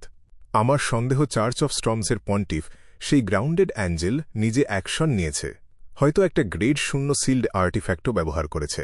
কারণ ও মুখোমুখি হচ্ছিল এক কিং অফ এঞ্জেলসের, যে 4th ইপকের চেয়েও পুরনো, আর তার হিজ বংশধরদের। ক্লাইন মাথা নাড়ল, শান্তভাবে জিজ্ঞেস করল, ফলাফল কি? চার্চ অফ স্টর্মস গত কয়েকদিনে ব্যানসি হারবারে অ্যাকশন নিয়েছে শুনে সে একটুও অবাক হল না। ম্যান্ডেটেড পানিশাররা যতই বেপরোয়া আর হঠকারী বলে পরিচিত হোক, এত গুরুতর ব্যাপারে একটা প্রোটোকল মানতেই হয়। যেমন ওদের কনফার্ম করতে হয়, কিছু নিরীহ বাসিন্দাকে সরিয়ে নিতে হয়, আশেপাশের সমুদ্র সিল করে দিতে হয়। এসবের জন্য সময় লাগে। অ্যালান্ড গিহরম্যান স্প্যারোর আসল আবেগ পড়তে পারল না। সে একটু হেসে দীর্ঘশ্বাস ফেলে বলল, অনেকদিন পর্যন্ত আর কোনো ব্যানসি হারবার থাকবে না। চার্চ অফ স্টর্মস আসলেই যেমনটা শুনেছিলাম। ক্লাইন মনে মনে জিভে ক্লিক করল। বিস্তারিত ঘটনাটা জানার আগ্রহ আরও বাড়ল তার। সে জানতে চাইছিল, রেড অ্যাঞ্জেল মেডিচি কি এসেছিল? হি কি সত্যিই ব্যানসি হারবারের কাছে ঘুমিয়েছিল? চার্চ অফ স্টর্মস কি কে নিশ্চিহ্ন করতে পেরেছে? ব্যানসি হারবারের স্থানীয় মানুষগুলোর কি হল? ওরা ওভাবে কেটে কেটে কথা বলত কেন? গ্রিন লেমন রেস্টুরেন্ট আর টেলিগ্রাফ অফিসে কি রহস্য লুকিয়েছিল? দুর্ভাগ্যবশত ব্যানসি হারবার ধ্বংস হয়ে যাওয়ায় এসব প্রশ্নের আসল উত্তর পাওয়া কঠিন হয়ে গেল। হয়তো চার্চ অফ স্টর্মসের ভেতরের রেকর্ডে কিছু লেখা থাকবে, কিন্তু ক্লাইনের সেটা পাওয়ার কোনো উপায় নেই। দ্য হ্যাংড ম্যানের র্যাঙ্ক দিয়ে এত গোপন তথ্যে ঢোকা অসম্ভব। Mister hanged ম্যানকে high sequence demigod বানাতে হবে, তবেই আমার প্রশ্নের উত্তর পাব। ক্লাইন চুপচাপ একটা দীর্ঘশ্বাস ফেলল। মুখে কোনো পরিবর্তন ছাড়াই বলল, জায়গাটা সত্যিই খুব বিপজ্জনক। কথা শেষ হওয়ার আগেই তার গলা চুলকাল। সে জোরে কাশতে লাগল। তুমি অসুস্থ হয়ে গেছ? অ্যালান্ড অবাক হয়ে জিজ্ঞেস করল। সে ভেবেছিল গিহরম্যান স্প্যারো তার মতোই একজন বিয়ন্ডার, যার শরীর অনেক শক্তিশালী। ওদের মতো বিয়ন্ডারদের বয়সে দুর্বল না হওয়া পর্যন্ত অসুখে পড়ার কথা না। কিন্তু এখন দেখে মনে হচ্ছে তার ধারণা ভুল ছিল। ক্লাইন ছোট্ট করে উত্তর দিল, কোনো ব্যাখ্যা দিল না। মূল্যহীন আর অর্থহীন একটা প্রশ্ন। এলমেন্ট মেডেনের সাথে এত তীব্র লড়াইয়ের পর অসুস্থ না হলেই অদ্ভুত হতো। ডানিটজ পাশ থেকে মনে মনে তাচ্ছিল্যের সাথে গজগজ করল। অ্যাল্যান্ড একটু হেসে বলল, আমি তোমাকে এমন একজন অ্যাপথেকারির কথা বলতে পারি যে হাসপাতাল বা ক্লিনিকের চেয়েও ভালো। ওটাই ওর বিয়ন্ডার জব। রেড থিয়েটারে তির্যক উল্টো দিকের গলিতে ওর একটা ছোট হার্ব স্টোর আছে। হেহ, সবাই ওকে চেনে মেল এনহ্যান্সমেন্ট ওষুধ বিক্রি করে বলে, কিন্তু আসলে ওটা ওর সবচেয়ে ভালো কাজ না। প্রত্যেক অ্যাপথেকারিই কি এই ধরনের ওষুধ বানায়? ঠিকই তো। এটা সবচেয়ে লাভজনক ওষুধভিত্তিক ব্যবসাগুলোর একটা। ক্ষমতা থাকলে এটা না করাটাই বরং অদ্ভুত। ক্লাইন হালকা মাথা নাড়ল। ওর কথা আমি শুনিনি কেন? ডানিটজ অবাক হয়ে জিজ্ঞেস করল। ও বায়ামে এসেছে গত কয়েক মাসে। তুমি সিটি অফ জেনারোসিটিতে শেষ কবে এসেছিলে? অ্যাল্যান্ড একটু হেসে জিজ্ঞেস করল। যখন তোমার ওই বিচ্ছিরি নৌকায় চড়েছিলাম। ডানিটজ মনে মনে উত্তর দিল। সে খুঁটিয়ে চিন্তা করে দেখল, গত কয়েক মাসে এই সময়টা ছাড়া সে শুধু একবারই বায়ামে এসেছে, ছুটির শুরুর দিকে। বাকি সময় সমুদ্রে ভাসছিল গুপ্তধনের খোঁজে, না হলে অন্য কোনো জায়গায় বা বন্দরে মজা করছিল। তাই সিটি অফ জেনারোসিটির ছোটখাটো পরিবর্তন তার চোখে না পড়াটাই স্বাভাবিক।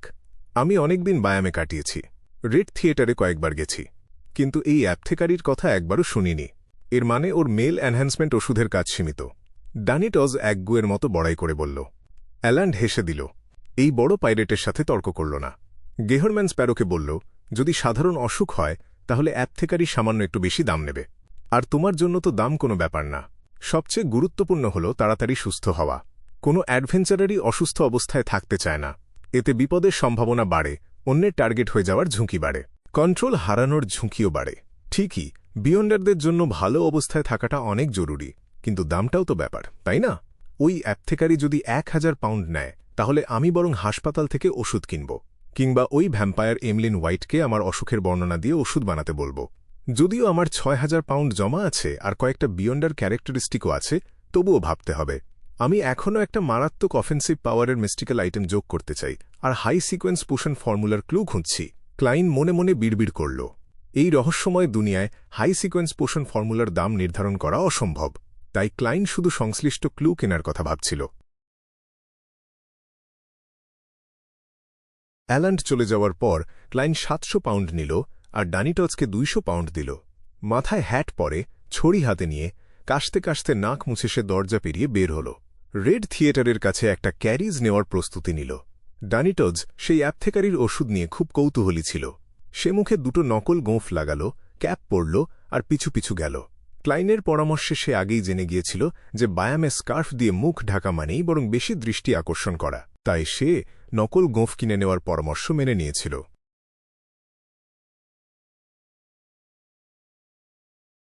রেড থিয়েটারের তির্যক উল্টো দিকের গলিতে ঢোকার সাথে সাথে ক্লাইন দেখল একজন লোক চুপি চুপি একটা নামহীন হার্ব স্টোর থেকে বেরিয়ে আসছে। কাউকে দেখেই লোকটা মাথা নিচু করে তাড়াহুড়ো করে চলে গেল। চিন্তা করো না, আমরা অনুমান করব না তুমি কি ওষুধ কিনছ। ক্লাইন আবার দুবার কাশল। পা চালিয়ে অন্ধকার হার্ব স্টোরে ঢুকে গেল। সে চারপাশে তাকাল আর অবাক হয়ে গেল। দোকানের মালিক তার পরিচিত একজন। বসটা একটা কালো রোব পরা ছিল, দেখতে গ্রামের ঝাড়ফুঁকদাতা ডাক্তারের মতো। বয়স 30-এর কোঠায়, কালো চুল, বাদামি চোখ, মুখটা গোল, শরীরটা মোটাসোটা। ও সেই মোটা অ্যাপথেকারি যে ব্যাকল্যান্ডে ওল্ড মিস্টার আই অফ উইজডমের গ্যাদারিংয়ে প্রায় খোঁচা মেরে কথা বলত।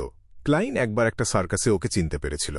ও ব্যাকল্যান্ড ছেড়ে চলে আসায় ওল্ড মিস্টার আই অফ উইজডমের বিয়ন্ডার গ্যাদারিংয়ে আর আসত না। ক্লাইন কাশতে কাশতে 2 পা সামনে এগোল। আমাকে কিছু ওষুধ বানিয়ে দাও। মোটা অ্যাপথেকারির কাঁধে গোল চোখের একটা পেঁচা বসেছিল। লোকটা আর পাখিটা একই সাথে ক্লাইনের দিকে তাকাল। সংক্ষেপে দেখে নিয়ে মোটা অ্যাপথেকারি উষ্ণ একটা হাসি দিল। বন্ধু, বাইরে ঠান্ডা, খোলা জায়গায় ওসব কাজ করো না। যদিও সত্যি কথা বলতে ওটা বেশ রোমাঞ্চকর হতে পারে। কি একটা অবস্থা! ক্লাইন প্রথমে থতমত খেয়ে গেল, তারপর বুঝতে পারল লোকটা কি বলছে। ট্রেসির সাথে লড়াইয়ের সময় আমি ওর প্লেজার ক্ষমতার প্রভাবে পড়েছিলাম। রক্ত নিচের দিকে নেমে গিয়েছিল, ইচ্ছেগুলো দুলে উঠেছিল। এতে শরীর খালি হয়ে গিয়েছিল, অসুখ চট করে ধরে ফেলেছিল। পালানোর সময় ঠান্ডা সমুদ্রে ঠিক ছিল, কারণ আমার থিওরজিক্যাল স্পেলের সুরক্ষা ছিল, কিন্তু ফেরার পথে বাতাসটা বেশ ঠান্ডা ছিল। ওটা অসুখকে আরও বাড়িয়ে দিল। মোট কথা, এটা কি দেখতে এমন না যে খোলা জায়গায় প্লেজারের ফলে অসুস্থ হয়েছি? অ্যাপথেকারির চোখ আসলেই তীক্ষ্ণ। ক্লাইন শান্ত মুখে শুধু ওর দিকে তাকিয়ে রইল, কোনো জবাব দিল না। শুধু অপেক্ষা করল যে ও ওষুধ বানিয়ে দিক। ডানিটজ মাথা ঘুরিয়ে হার্ব স্টোরের বাইরে তাকাল, কোনোভাবে হাসি চেপে রাখল। এ আবার কেমন বাজে অ্যাপথেকারি! এলমেন্ট মেডেনের ছড়িয়ে দেওয়া অসুখ পর্যন্ত আলাদা করতে পারে না। সে মনে মনে মজা করে ভাবল। মোটা অ্যাপথেকারি যখন কোনো জবাব পেল না, তখন নিরুত্তাপভাবে কিছু ক্যাবিনেট খুলল, কিছু সাধারণ আর অদ্ভুত গাছগাছড়া আর পোকার খোলস বের করল। সব একটা কাগজের ব্যাগে ভরে এগিয়ে দিল। সব পানিতে ঢেলে আধা ঘন্টা ফুটাবে, যে তরলটা বাকি থাকবে সেটা খেয়ে নেবে। 4 সলি, একটু দাম বেশি। ক্লাইন ডানিটজের দিকে তাকাল। ডানিটজ সাথে সাথেই টাকা বের করে দিল। মোটা অ্যাপথেকারি টাকাটা নিতে নিতে পিঠ ঝুঁকিয়ে গলা চেপে ফিসফিস করে হেসে বলল, আমার কাছে এমন ওষুধ আছে যেটা তোমাকে ওই দিকটায় আলাদা করে তুলবে, যেটাতে মামির গুঁড়ো মেশানো আছে। লাগবে? আমি গ্যারান্টি দিচ্ছি তুমি সন্তুষ্ট হবে। জানি তুমি হয়তো অনেক শক্তিশালী, কিন্তু ছেলেরা সবসময়ই আরও শক্তিশালী হতে চায়। প্রথমত, আমার তো একটা গার্লফ্রেন্ড দরকার। ক্লায়েন্ট ঠান্ডাভাবে মাথা নেড়ে মোটা অ্যাপথেকারির প্রস্তাব ফিরিয়ে দিল। মোটা অ্যাপথেকারি হতাশ হয়ে পিঠ সোজা করল। সে চোখ ঘুরিয়ে দুজনকে মাপল, জিজ্ঞেস করল, তোমরা দুজনেই কি অ্যাডভেঞ্চারার? ক্লায়েন্ট সংক্ষেপে উত্তর দিল। মোটা অ্যাপথেকারি হাত ঘষল, বলল, আমার একটা কাজ আছে, কিন্তু কাজ শেষ হলেই টাকা পাবে। কত বড় পুরস্কার? ক্লায়েন্ট নাক টিপল। 100 পাউন্ড। মোটা অ্যাপথেকারি চিৎকার করে উঠল, টাকার জন্য তার বুক ব্যথা করছিল। একজনকে খুঁজে দাও আমার জন্য। ওর নাম রয় কিং। ও আমার শিক্ষক। ও আমাকে এখানে ওর সাথে দেখা করতে বলেছিল, কিন্তু মাস কয়েক অপেক্ষা করেও দেখা পাইনি। আর আমার কাছে ওর সাথে যোগাযোগের কোনো উপায়ও নেই। কোনো পোর্ট্রেট, কাশি বা ফটোগ্রাফ আছে? ক্লায়েন্ট জিজ্ঞেস করল। মোটা অ্যাপথেকারি কোমরের কাছে এক গোপন পকেট থেকে একটা ফটোগ্রাফ বের করে এগিয়ে দিল। ছবিতে ছিল তুলনামূলক তরুণ একজন মানুষ, চুল পেছনে আঁচড়ানো, চশমা পরা, দেখতে অনেক ভদ্রলোকের মতো। তোমার শিক্ষক? ক্লায়েন্ট জিজ্ঞেস করল। তুমি যদি শিক্ষক হতে তাহলে বরং বিশ্বাস করতাম। মোটা অ্যাপথেকারি শুকনো একটা কাশি দিয়ে বলল, ওর বয়স অন্তত 60, কিন্তু দেখতে তরুণ। বিয়ন্ডার ক্ষমতা নাকি মিস্টিক্যাল আইটেম? ক্লায়েন্ট চিন্তিতভাবে মাথা নাড়ল। বিস্তারিত জিজ্ঞেস করতে শুরু করল। ডিভাইন করার মতো কোনো জিনিস নেই নিশ্চিত হয়ে সে কাগজের ব্যাগটা নিয়ে দোকান থেকে বেরিয়ে গেল। ক্লায়েন্টগুলি থেকে অদৃশ্য হওয়ার পর মোটা অ্যাপথেকারির কাঁধে বসে থাকা পেঁচাটা হঠাৎ বলল, ডার্কউইল, ওই লোকটা হয়তো তোমাকে চেনে।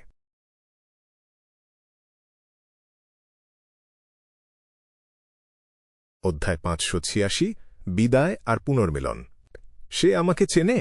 মোটাসোটা অ্যাপথেকারি ডার্কউইল চমকে উঠে ফিসফিস করে বলল।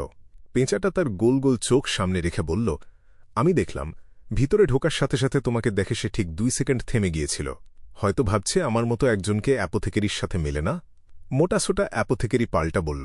পেঁচাটা ডানা মেলে নামল। তোমার যা ইচ্ছা ভাবতে পারো। ইদানিং কি বই পড়ছ তুমি? ডার্কউইলের মুখের চর্বি কেঁপে উঠল। পেঁচাটা গম্ভীরভাবে জবাব দিল, আমার পড়ার মান নির্ভর করে তোমার জ্ঞানের ওপর, যেমন ফুটবল টুটবল। দুর্ভাগ্যজনক যে তুমি যেসব শব্দ জানো আর আমাকে শেখাতে পারো সেগুলো খুবই সীমিত। বাধ্য হয়ে আমাকে এমন জনপ্রিয় উপন্যাস পড়তে হয় যেগুলোতে শব্দভাণ্ডার কম লাগে। তাছাড়া ওগুলো সব খবরের কাগজে ধারাবাহিকভাবে আসছে। ডার্কউইল হেসে উঠল। পরে একটা রান্নার বই কিনে আনব।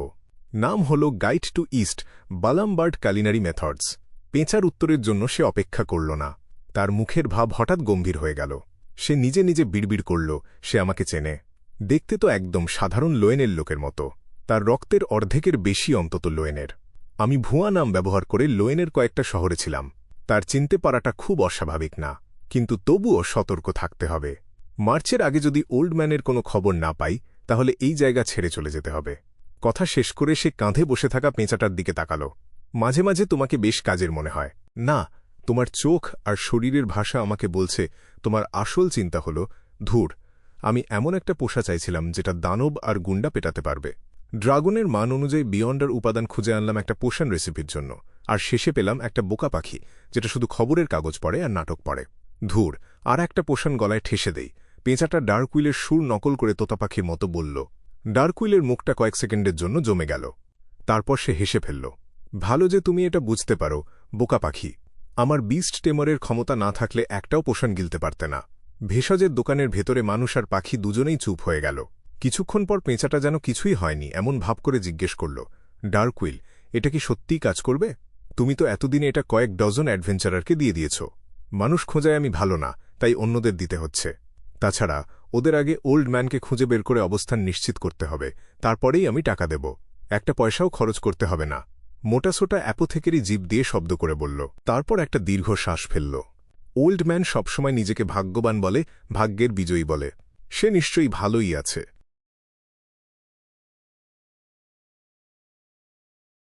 এই ওষুধে বানানো জিনিসটা সত্যিই কাজ করবে? উইন্ড অফ অ্যাজোর ইনে ফেরার পথে গাড়িতে বসে ডানিটজ ক্লাইনের পাশে রাখা কাগজের ব্যাগটার দিকে তাকাল। ভেতরে ছিল কালো কালো ভেষজ, অদ্ভুত আকারের পোকার খোসা আর বিদঘুটে রঙের ফুল। দেখে মোটেও বিশ্বাসযোগ্য মনে হচ্ছিল না। ক্লাইন মাথা নাড়ল। তুমি তো খাওনি, ডানিটজ অজান্তেই পাল্টা বলল। আমি ওকে বিশ্বাস করি। মুখটা যতই বদখত হোক, মনটা তার বেশ ভালো। তাছাড়া ক্যাপ্টেন অ্যালান্ডো মনে করে ওর ওষুধ যথেষ্ট কার্যকরী। ঘেরমান স্প্যারো হিসেবে ক্লাইন ডানিটজের সন্দেহের জবাব দিল না। সে সরাসরি কাগজের ব্যাগটা তুলে ডানিটজের দিকে ছুঁড়ে দিল। কথা বলতে হল না। ডানিটজ বুঝে গেল সে কি বলতে চাইছে। ওষুধ বানানোর দায়িত্ব এখন তার। ইদানিং এরকম কাজ করতে করতে সে অভ্যস্ত হয়ে গেছে, তাই কোনো আপত্তি করার ইচ্ছাও হল না। উইন্ড অফ অ্যাজোর ইনে ফেরার পর ক্লাইন একটা চেয়ার টেনে বসল। সে দেখল ডানিটজ ফায়ারপ্লেসটা জ্বালিয়ে একটা পাত্র বসাল। তারপর পানি আর ভেষজগুলো ভেতরে ঢালল। চেয়ারে হেলান দিয়ে ক্লাইনের মাথাটা ঝিমঝিম করতে লাগল। সে ভীষণ ক্লান্ত হয়ে পড়েছিল, যে কোনো মুহূর্তে ঘুমিয়ে পড়তে পারে। ওষুধটা ভালো করে তৈরি হওয়া পর্যন্ত জেগে থাকতে আর তাড়াতাড়ি অসুখটা সারাতে সে নিজেকে জোর করে নানা সমস্যা নিয়ে ভাবতে বাধ্য করল, যাতে ক্লান্তির সাথে লড়াই করতে পারে। ভালো করে চিন্তা করলে, ভাইস অ্যাডমিরাল এলমেন্টের সাথে যুদ্ধের সময় যদি আমি একদম শুরুতেই তাকে অতর্কিতে আঘাত করে চেপে ধরতে না পারতাম, তার ছন্দে আসার আগে থামিয়ে না দিতাম, যতক্ষণ না সে অদৃশ্য হয়ে আমাদের মধ্যে ফাঁক তৈরি করার সুযোগ পেল, তাহলে হয়তো আমি তার সাথে পারতামই না। অদৃশ্য হওয়া আর অসুস্থ করার ক্ষমতা দুটো সত্যিই গেমের বাগের মতো। অ্যাসাসিনের প্রাণঘাতী আঘাত আর সুখের হস্তক্ষেপ মিলে একজন মানুষের পক্ষে তাকে খুঁজে আঘাত করা বা পালানো অসম্ভব হয়ে দাঁড়ায়। শুধু তাকিয়ে থাকতে হয় আর দেখতে হয় নিজের শরীর কেমন দুর্বল হয়ে নানা রোগে আক্রান্ত হচ্ছে। এমনকি মন্ত্রমুগ্ধ হয়ে প্রতিরোধ ছেড়ে দেওয়ার অবস্থা হয়। একদিকে কারণ হল প্রতিটা সিকোয়েন্স 5 খুবই শক্তিশালী, ডেমিগডের ঠিক আগের সিকোয়েন্স যেমন হওয়া উচিত। অন্যদিকে কারণ হল ক্রিপিং হাঙ্গারের নানা ক্ষমতা ঠিক মানানসই না। এটাকে সব দিক থেকে নিখুঁত বলা যায় না। সিয়ার পাথওয়ের একজন সিকোয়েন্স 5 ম্যারিওনেটিস্টের ক্ষমতা অদৃশ্য হওয়ার বিরুদ্ধে দারুণ কার্যকরী। আমি এই ফাঁকে মোটাসোটা অ্যাপোথেকেরিকে তার শিক্ষককে খুঁজে দিতে চেষ্টা করতে পারি, কিন্তু কোনো তথ্য ছাড়া। শুধু একটা ছবি দিয়ে আমাকে কপালের ওপর ভরসা করতে হবে। সরাসরি কোনো সূত্র পেলে দেখা যাবে। সর্বোপরি আমি তো ঈশ্বর না যে দূর থেকে মানুষ খুঁজে বের করব। দাঁড়াও, একটা দিক থেকে আমি তো ঈশ্বরই। আমি সি গডের ভক্তদের দিয়ে তাকে খুঁজতে পারি। রয় কিং নামের সেই বুড়ো ভদ্রলোক যদি কখনো বায়ামে এসে থাকেন, তাহলে নিশ্চয়ই কারো না কারোর সাথে দেখা হয়েছিল, কেউ না কেউ দেখেছিল। বেশিরভাগ স্থানীয় বাসিন্দা গোপনে সি গডকে বিশ্বাস করে, এটাকেই বলে মানুষের সমুদ্র। আবার ক্যাপ্টেন অ্যালান্ড বায়াম ছাড়ার আগে আমি তাকে দিয়ে মিলিটারির কারো সাথে যোগাযোগ করিয়ে নেব। ভবিষ্যতে যে কোনো তথ্যের জন্য তাকে দিয়ে আমার খরচ মিটিয়ে নেওয়া যাবে। ওরা যাচাই করতে পারবে সাম্প্রতিক কয়েক মাসে রয় কিং নামে কেউ কোনো জাহাজে রেজিস্টার করেছিল কিনা। আরেকটা পদ্ধতি আছে। আমি রেডিও ট্রান্সিভারটা ধূসর কুয়াশার উপরে অনেক দিন রেখে দিয়েছি। ওটা নামিয়ে আনলে জাদু আয়না অ্যারোডেসের সাথে যোগাযোগ করা যাবে। মূল পরিকল্পনা ছিল হেলেনের অবস্থান জিজ্ঞেস করা, কিন্তু এখন আর সেই লাল চুলের মহিলাকে খোঁজার দরকার নেই। তার বদলে রয় কিংকে খুঁজব। হে, যে কাজ শুরু করতেই অনেক অ্যাডভেঞ্চারার জানে না, সেটার আমার কাছে 3টা সমাধান আছে।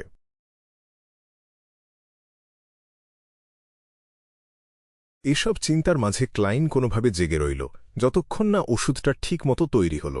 ডানিটজ একটা কালচে সবুজ তরলের বোতল নিয়ে এলো। ক্লাইন 2 সেকেন্ড দ্বিধা করল, তারপর হাত বাড়িয়ে বোতলটা নিল আর মুখে ঠেকাল। ঢক ঢক।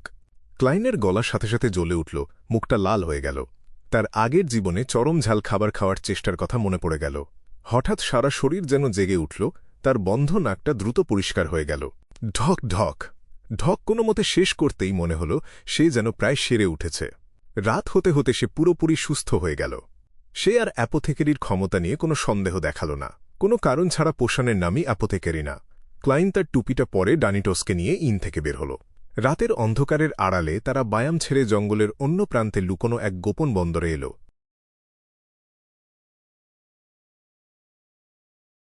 আজ রাতে গোল্ডেন ড্রিম রেজিস্ট্যান্সকে সাহায্য করতে এসেছে। কিছু সমন্বয় আর ঝামেলার পর ডানিটজ সোলফল রিচুয়াল ব্যবহার করে ভাইস অ্যাডমিরাল আইসবার্গ এডভিনার সাথে যোগাযোগ করল। কিছুক্ষণ পর সেই জাহাজটা এসে গোপন বন্দরে ভিড়ল, যেটাকে সবসময় ঝকঝকে পরিষ্কার রাখা হয় আর যার মূল কামানটা অদ্ভুত ধরনের। তার বিশাল পালে আঁকা ছিল 5 ধরনের স্বর্ণমুদ্রা। সেগুলো ছিল লোয়েনের গোল্ড পাউন্ড, ফেইশাকের গোল্ড হোর্ন, ইন্টিসের ভার্ল গোল্ড, ফেইনাপ্টারের গোল্ড রিজর্ট আর লেনবার্গের স্যাসেন গোল্ড। এটাই ছিল গোল্ডেন ড্রিমের পতাকা। এটাই ছিল এই জলদস্যু দলের প্রতীক। এখনও যথেষ্ট পেশাদার না। আমি হলে যোগ করতাম মাসিনের পোর্টার গোল্ড, সিগারের জলটি, ব্যালাম এম্পায়ারের মোটিভ গোল্ড। কয়েন ক্লাইন পকেটে হাত গুঁজে পাশে দাঁড়িয়ে দেখল অ্যাডউইনা অ্যাডওয়ার্ডস জাহাজের সামনের অংশে এসে দাঁড়াল। সেই মুহূর্তে সে পরে ছিল হান্টারের টুপি, রাইডারের শার্ট আর একটা কালো কোট। রেজিস্ট্যান্সের মনে নারী জলদস্যু অ্যাডমিরালের যে ছবি আছে, সে তার সাথে মিলে যাচ্ছিল। সে প্রায়ই এমন পোশাক পরে যেন একজন ব্যক্তিগত শিক্ষিকা। ক্লাইন বিড়বিড় করে কয়েক পা পিছিয়ে গেল, যাতে ডানিটজ ছোটাছুটি করে নিজের কাজ সারতে পারে। ৫,৫০০ পাউন্ড মূল্যের এই জলদস্যু যোগাযোগের কাজটা সারল। এক ব্যাচ খাবার আর কাপড় পাঠানো হল কালাট আর রেজিস্ট্যান্সের কাছে। এরপর লেনদেন শেষ হল। ডানিটজ চুপি চুপি একটা শ্বাস নিয়ে ক্লাইনের পাশে এসে জোর করে হাসল। আর কিছু বাকি নেই, তাই না? আমি কি এখন গোল্ডেন ড্রিমে ফিরে যেতে পারি? আচ্ছা, আমার পারিশ্রমিকটা কিভাবে মেটাবে ভেবেছ? ওটা তো তোমার ক্যাপ্টেন আর আমার একটা অজুহাত মাত্র ছিল। এক অর্থে এই খাবার আর কাপড়ের ব্যাচটাই আমার পেমেন্ট। ক্লাইন মাথা নাড়ল। তোমার ক্যাপ্টেন ইতোমধ্যেই পরিশোধ করেছে। তুমি ফিরে যেতে পারো। সত্যি? ডানিটজ যেন বিশ্বাসই করতে পারল না। ভাইস অ্যাডমিরাল আইসবার্গ এডউইনা তার থেকে বেশি দূরে না থাকলেও সে তবুও ভয় পাচ্ছিল যে ঘেরমান স্প্যারো হঠাৎ পাগলামি করে বসতে পারে। ক্লাইন উত্তর না দিয়ে ঘুরে দাঁড়াল আর সরাসরি গোপন বন্দরের বাইরে যাওয়ার পথ ধরে হাঁটতে লাগল। ডানিটজ চুপচাপ একটা দীর্ঘ শ্বাস ছাড়ল, উত্তেজনা চেপে রেখে দ্রুত গোল্ডেন ড্রিমের দিকে দৌড়াল। যখন গোল্ডেন ড্রিম রাতের অন্ধকারে অনেক দূরে চলে গেল, রেজিস্ট্যান্সের গোপন বন্দরটা ধীরে ধীরে ছোট হয়ে গেল, তখনই সে সত্যিই বিশ্বাস করতে পারল যে সে আবার গোল্ডেন ড্রিমে ফিরে এসেছে। সেই মুহূর্তে তার মনে হল গত আধ মাসে সে অনেক বেশি কিছু সয়েছে। এ যেন এক অভূতপূর্ব উত্তেজনা, যেন একটা মজার স্বপ্ন। ঠিক তখনই একজন নাবিক কাছে এসে কৌতূহলী হয়ে জিজ্ঞেস করল, বস, স্টিল মাভেতিকে কি সত্যিই তুমি মেরেছ? ডানিটজ সাথে সাথে জোরে হেসে উঠল। ক্যাপ্টেন অ্যাডউইনার দিকে চুরি করে একবার তাকিয়ে নিয়ে তার অধীনস্থকে বলল, এই কাজে আমার বিশাল অবদান আছে। চলো ড্রিঙ্ক করতে করতে কথা বলি। অন্ধকার সমুদ্রের ওপর গোল্ডেন ড্রিম দূরে ভেসে যেতে লাগল।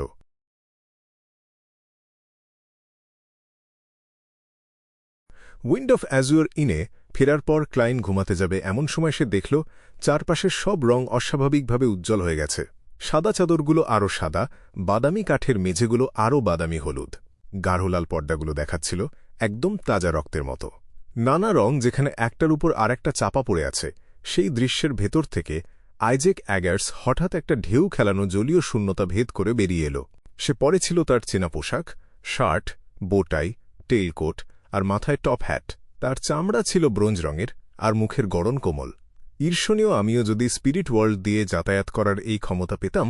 ক্লাইন নিঃশব্দে দীর্ঘশ্বাস ফেলল, তবে নিজের চেহারাটা ঠিক রেখে হাসি মুখে অভ্যর্থনা জানাল। শুভ সন্ধ্যা, mister Isaac. Isaac top hat খুলে রেখে অপরিচিত মুখটার দিকে তাকাল। অদ্ভুত লাগল না তার। সে হেসে বলল, মাফ করো, তাড়াহুড়োয় চলে এলাম। দরজায় কড়া নাড়া উচিত ছিল। ওই ডেথ ক্রনিকলগুলোর অবস্থা ঠিক কি? ক্লাইন তাকে বসতে বলল। তারপর চিঠিতে যেসব কথা ব্যাখ্যা করতে পারেনি সেগুলো বিস্তারিত বলল। শেষের দিকে সে প্রসঙ্গক্রমে ব্যান্সি হারবারের কথা তুলল, বলল কিভাবে এতে কিং অফ এঞ্জেলস মেডিকি আর তার বংশধরদের ব্যাপারটা জড়িয়ে আছে। আইজ্যাক চেয়ারে হেলান দিল, ভ্রু কুঁচকে বলল, আমার স্মৃতিতে এমন একটা নাম আছে। তার দুটো উপাধি ছিল, রেড এঞ্জেল আর ওয়ার এঞ্জেল। কিন্তু সে তো বহু আগেই মারা গেছে। বহু আগেই মারা গেছে? ক্লাইন অবাক হয়ে জিজ্ঞেস করল। আইজ্যাক মাথা নাড়ল, একটু ভেবে নিল। আমার মনে আছে, তাকে ব্লাড এম্পারার অ্যালিস্টা টিউডার মেরে ফেলেছিল। ব্লাড এম্পারার অ্যালিস্টা টিউডারের হাতে নিহত? ক্লাইনের চোখের তারা সংকুচিত হয়ে গেল। তার মনে পড়ল ব্যাকল্যান্ডের নিচে ভূগর্ভস্থ ধ্বংসাবশেষে ঘুরে বেড়ানো সেই দুষ্ট আত্মাটার কথা। সে দাবি করেছিল যে সে ছিল ব্লাড এম্পারার এর হাতে নিহত এক নিরপরাধ।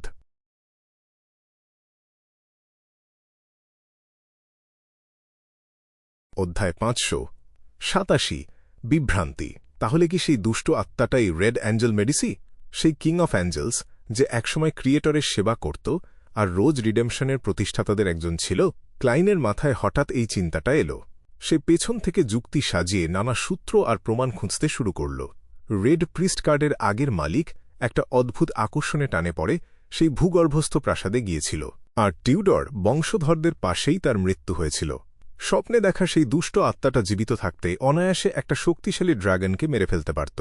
সে মিউট্যান্ট পাথওয়ের সিকোয়েন্স 4-এর পোষণ ফর্মুলা জানে, আরও অনেক কিছু জানে। রোজ রিডেমশনের ব্যাপারেও সে দারুণ ওয়াকিবহাল। ক্যাটাক্লিজমের পর থেকে যে অর্থোডক্স চার্চগুলো টিকে আছে, তারাও জানে না যে আগের বিনসি আর এখনকার বানসিতে মেডিসি পরিবারের একজন বংশধর বসবাস করছে। কিন্তু সেই দুষ্ট আত্মা ঠিকই এই তথ্যটা দিতে পেরেছিল। রেড অ্যাঞ্জেল মেডিসির মৃত্যু থেকেই এই সবকিছুর সূত্র পাওয়ার সম্ভাবনা অনেক বেশি। আর এই কিং অফ অ্যাঞ্জেলসকে আসলে ব্লাড এম্পারার অ্যালিস্টা টিউডার মেরেছিল। তার মানে কি অ্যালিস্টা টিউডার তখন সিকোয়েন্স 1 পার করে সিকোয়েন্স 0-এর সত্যিকারের ঈশ্বরের পর্যায়ে পৌঁছে গিয়েছিল? আর এমন এক পর্যায়ে গিয়েছিল যাকে সরাসরি দেখা পর্যন্ত যায় না। সেই দুষ্ট আত্মা নিজেই তো বলেছিল, চতুর্থ যুগের শেষ দিকে সলোমন এম্পায়ারের কালো সম্রাট, টিউডার এম্পায়ারের ব্লাড এম্পেরর আর ট্রান্সওয়েস্ট এম্পায়ারের নাইট এম্পেরর সিকোয়েন্স শূন্যের জায়গাটার জন্য লড়াই করছিল। লড়তে লড়তে অ্যালিস্টার টিউডার পাগল হয়ে গিয়েছিল। তাহলে কি সেই মুহূর্ত থেকে ব্লাড এম্পেরর আসলে একজন আতপাগলা সত্যিকারের ঈশ্বর ছিল? ঠিক, মিস্টার আইজেক তার চিঠিতে লিখেছিল যে ব্লাড এম্পেরর অ্যালিস্টার টিউডার তার দিকে শুধু একবার তাকিয়েছিল, আর তাতেই সে নিজের জ্ঞান হারিয়ে ফেলেছিল। সেই সময় আইজেক অন্তত সিকোয়েন্স 4-এর ডেমিগড ছিল। এমন প্রভাব ফেলতে পারে কেবল একজন সত্যিকারের ঈশ্বরের স্তরে থাকা কেউ। তার মানে ব্লাড এম্পেরর তখন ট্রু গড লেভেলেই ছিল। মিস্টার আইজেক চিঠিতে আসল কালো সম্রাটের পুনরুত্থানের কথাও লিখেছিল। হি নাকি একটা বিশাল সিংহাসনে বসে সমস্ত পৃথিবীর দিকে তাকিয়েছিল। কালো সম্রাটের পুনরুত্থান যেহেতু হয়েছিল, তাই খুব সম্ভবত সেও সিকোয়েন্স 0-এর ট্রু গড ছিল। যদি তাই হয়, তাহলে 4 সম্রাটের যুদ্ধ আসলে ক্লাইনের ভাবনার চেয়ে অনেক বড় মাপের ঘটনা ছিল। এটা আর কেবল 3 জন সিকোয়েন্স। একের সিকোয়েন্স 0-এর জায়গার জন্য লড়াই ছিল না। ক্লাইন অতীতের সমস্ত টুকরো টুকরো তথ্য জুড়ে চতুর্থ যুগের ইতিহাসটাকে নতুন করে বুঝতে শুরু করল। কিন্তু সাথে সাথে নতুন অনেক প্রশ্ন মাথায় এলো। সেই প্রাচীন দুষ্ট আত্মা যদি সত্যিই কিং অফ অ্যাঞ্জেলস মেডিসি হয়ে থাকে, তাহলে সেই ভূগর্ভস্থ প্রাসাদটা সম্ভবত ব্লাড এম্পেরর অ্যালিস্টার টিউডারের। তাহলে সেখানে 2টো সমান মর্যাদার সিংহাসন কেন ছিল? আর কেনই বা 6 জন ট্রু গডের মানুষাকৃতির মূর্তি ছিল? আধপাগলা ব্লাড এম্পেরর রেড অ্যাঞ্জেল মেডিসিকে কেন মারবে? হি সিকোয়েন্স 0 হওয়ার পর কোন জায়গাটা দখল করল? প্রথমেই কালো সম্রাটকে বাদ দেওয়া যায়। তাহলে কি রেড প্রিস্ট? তাই কি হতে পারে? রেড অ্যাঞ্জেল মেডিসিকে কি তার বিয়ন্ডার ক্যারেক্টারিস্টিকের জন্যই মারা হয়েছিল? কিন্তু রেড প্রিস্ট আর কালো সম্রাটের পাথওয়ে তো প্রতিবেশী মনে হয় না, যেখান থেকে অদলবদল সম্ভব। আমি প্রায় নিশ্চিতভাবে বলতে পারি রেড প্রিস্ট ডিমনেস পাথওয়ের সাথে জোড়া।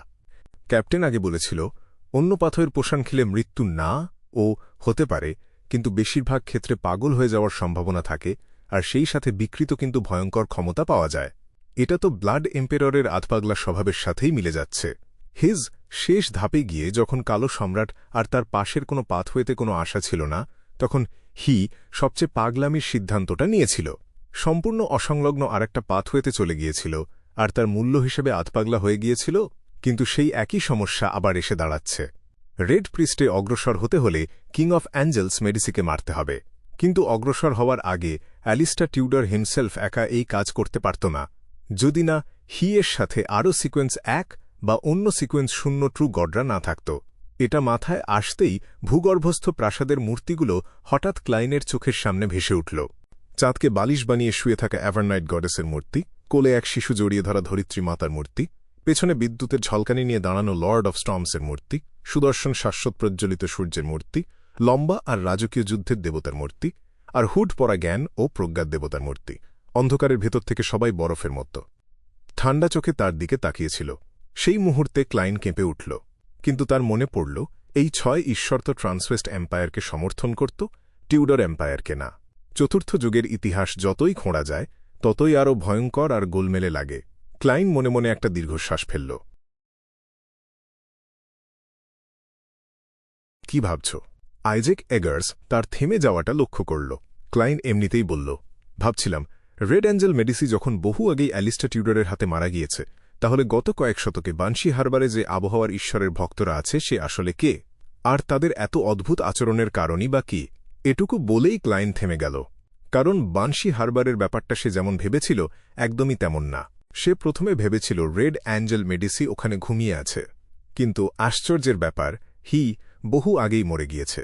সেক্ষেত্রে গ্রিন লেমন রেস্টুরেন্ট আর টেলিগ্রাফ অফিসের পেছনের রহস্য আরও দুর্বোধ্য হয়ে দাঁড়াচ্ছিল। আরও তথ্য ছাড়া সে কিছুই অনুমান করতে পারছিল না। যতই ভাবছিল ততই তার গা ছমছম করছিল।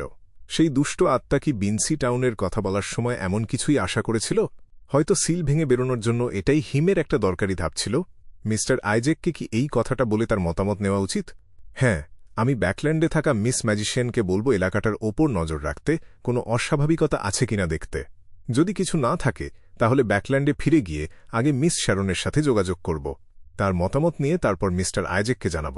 যাই হোক, ওই ধ্বংসাবশেষটা তো আমরা একসাথে অনুসন্ধান করেছিলাম। আমাকে শ্যারনের মতামতকে গুরুত্ব দিতেই হবে। কিন্তু যদি কোনো অস্বাভাবিকতা পাওয়া যায়, তাহলে বিষয়টা গুরুতর বলে দেরি না করে এগোতেই হবে। ক্লাইন দ্রুত সিদ্ধান্ত নিয়ে ফেলল। আইজেক তার প্রশ্ন শুনে হেসে ফেলল। এসব নিয়ে ভেব না, এগুলো নিশ্চিতভাবে চার্চ অফ স্টর্মস চাপা দিয়ে রেখেছে।